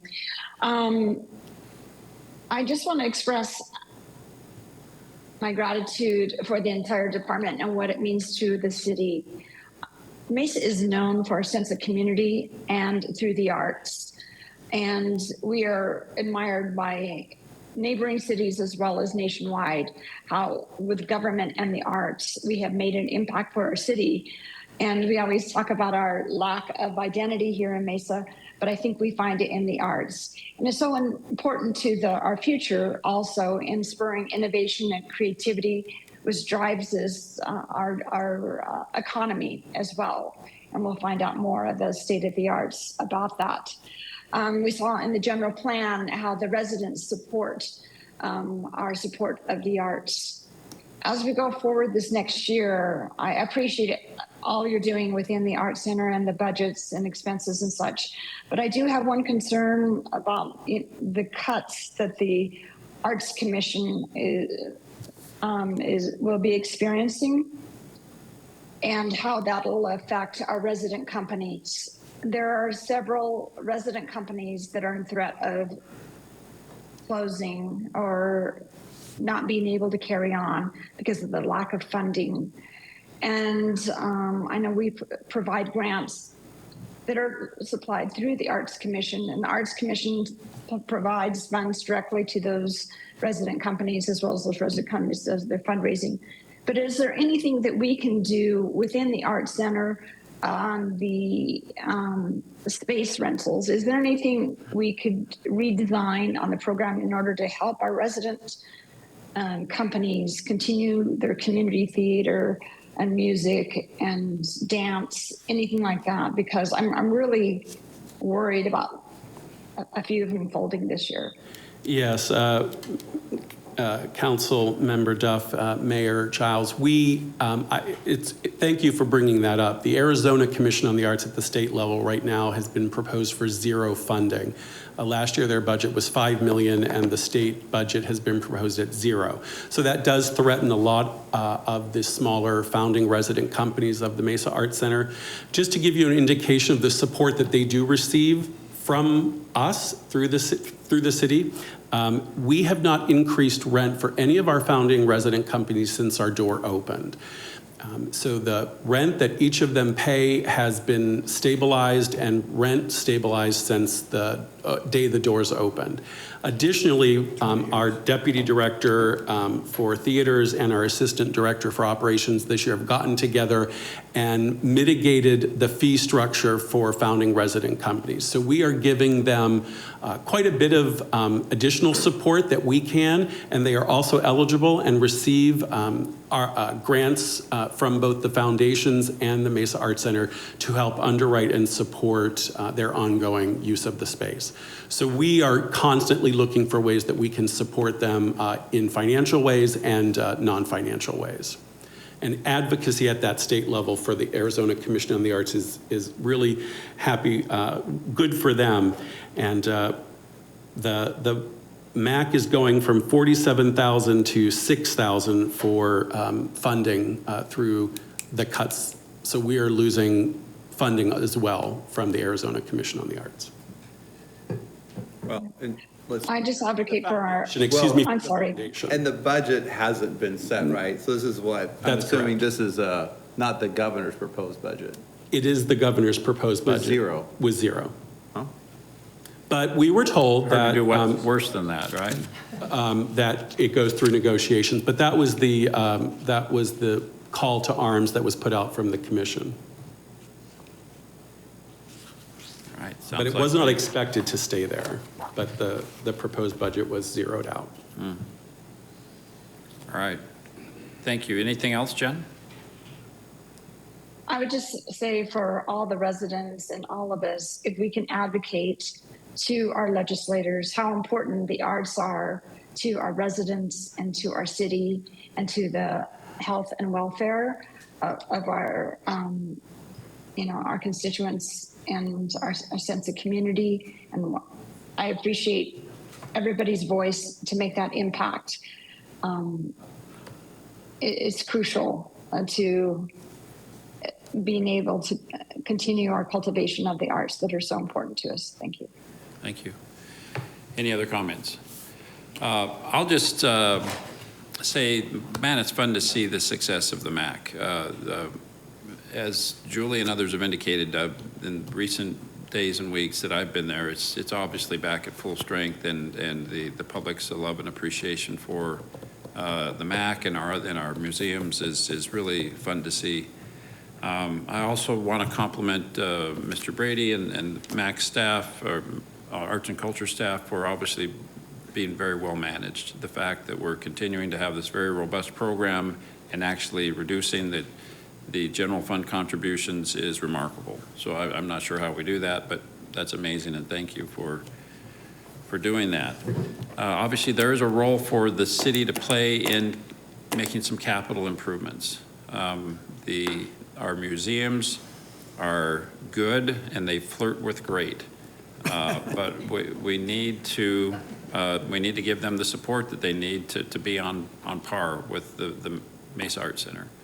And so I will be supporting the submission of bond questions for the Idea Museum, and I appreciate that we are taking time to do a deep dive into what the best capital investments are going to be for the Natural History Museum.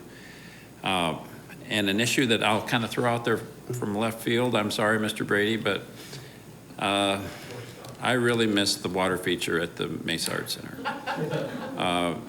It was designed that way for a reason. The sights and the sounds of the water at that campus adds tremendously to the experience while you're there. So my heart breaks every time I go over there and I look at the. We're working. Ilya's going to fix it. Thank you. Yes, sir. What can you tell us about that?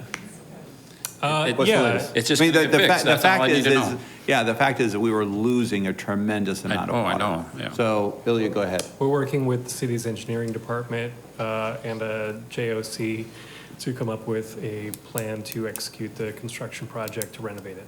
So we'll come back with more details on that. And then, Mayor, to your point, so in that list of proposed bond programs, there's 20 million in there proposed to complete the next phase, not the current phase you just mentioned, but the Correct. second phase of the Idea Museum. Right. So that's one of the items we would consider in the proposed bond. For the Natural History Museum, they just engaged, was it Gallagher? Gallagher. Gallagher has just started that. So we need to support that, as we need to support that process and going through that evaluation. I don't think it'll be ready for this bond, but we want to set it up for success and keep funding that. There's a lot of other current facility improvements that we can work on right now, right? Simon, is that the right way to say it? Existing systems and facilities? Yeah, the approach we talked about is Yeah. improving it Yeah. in essence and getting ready for a large capital investment. Right, so not necessarily maybe this bond package, but we want to set it up for success for the future. Yeah, and I support that. I mean, obviously the public love of those both museums is so obvious. Whenever we do a free museum day, the lines are literally, as you know, wrapped around those buildings. And so the public is hungry for those buildings to continue to be successful, and I appreciate, I'll be very supportive of the bond questions going forward.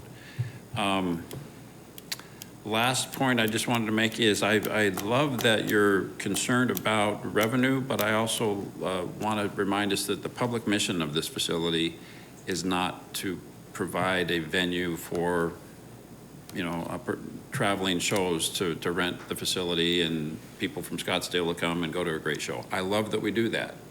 But I think the vision behind why we have this facility in the first place was satisfied with the experience that Julie had last week, where she went to the Arts and Service program, and we had all these veterans that were wearing out, the visual arts component of the facility.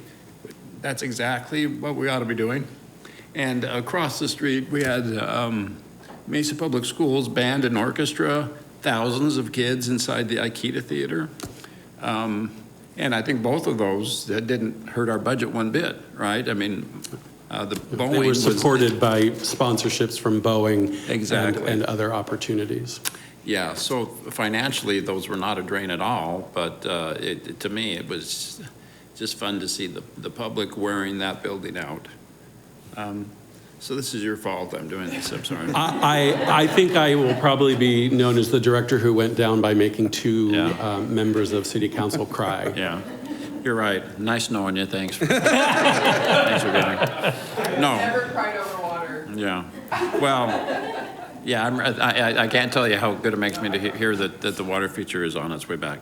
So, but I'll stop before I Can I embarrass just pile myself on any real further. quick? Yes. And just to emphasize the importance, I mean, when I first moved here 17 years ago, the museums are what brought me and a lot of people who live in my district who are fairly far away from the heart of downtown, bring us into this area are these facilities, are the museums and the MAC and the arts. So I just say that to emphasize how much they connect our very large city. So, thank you. Great. Thank you. Well done.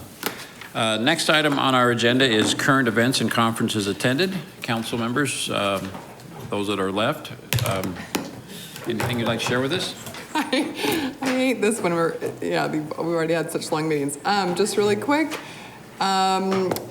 Let's see, which one? Okay, so I do want to mention we had our Mesa Public School Foundation dinner. Always love to have the mayor and council members out to support that.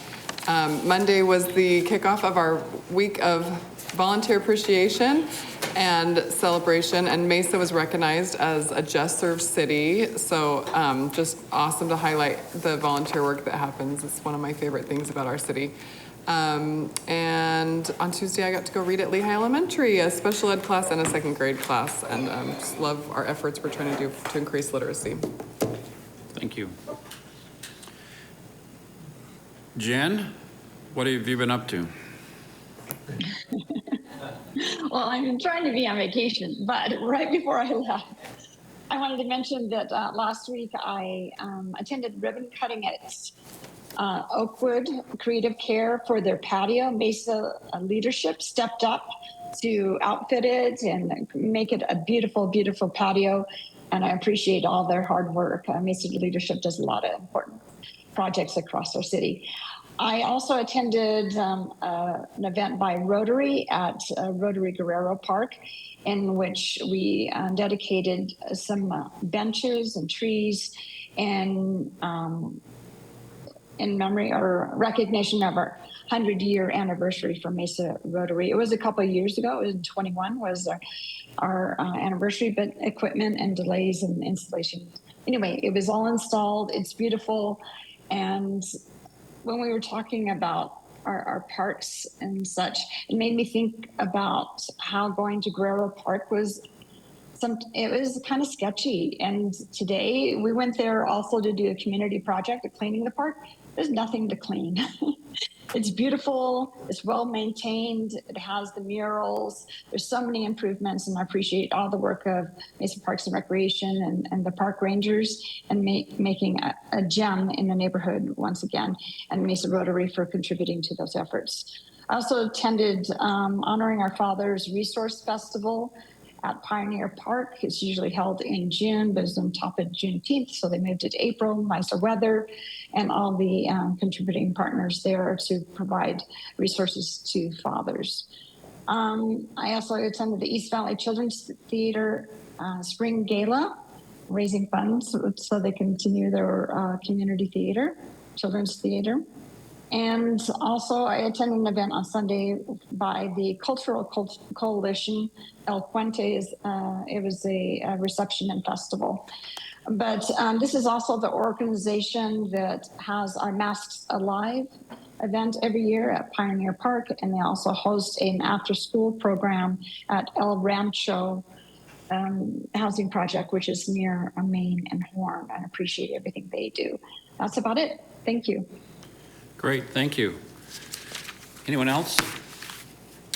Yes, Alicia. I'll mention real quick, I went on last Saturday to the first classic car show by the East Valley Firefighters Charities. It was at Skyline High School in my district. It was great. It looked like a great turnout. I hope so. I hope that that's the numbers that they counted indicated that. But as far as I could tell, walking around, lots of cool cars. So anyway. Very good. It's good. I mentioned earlier that I went to the Arts and Service commemoration. Councilmember Spilsbury was there, and I want to apologize for not wearing the amazing bolo tie that I got from that experience. I don't know what I was thinking when I walked out today, underdressed, but... Made a Facebook post. Oh, yes, it's online if you want to see it, but that will become a regular part of much to my wife's chagrin, that will become a regular part of my wardrobe going forward. But that's an amazing program, and really appreciate Boeing stepping up and having such an impact on the veteran population that deserves our support. Also, yesterday, I think several of us were at the Topaz Tower dedication. This was with our public safety communications efforts regionally with the other East Valley communities. That was fun to see.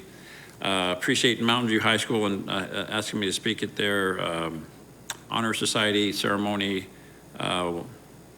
night before last. And then yesterday I was honored to be part of a program with Oakwood talking about the great work that they do in Mesa, helping with our memory and Alzheimer's impacted senior population. Mr. Brady, what does our schedule of future meetings look like? Well, not any more 4-hour meetings, so I think this was it. So we'll come back on Thursday, May 2nd. We'll be reviewing the agenda for the May 6th, and that study session will be followed by a Sustainability and Transportation Committee meeting. Thank you. Thank you.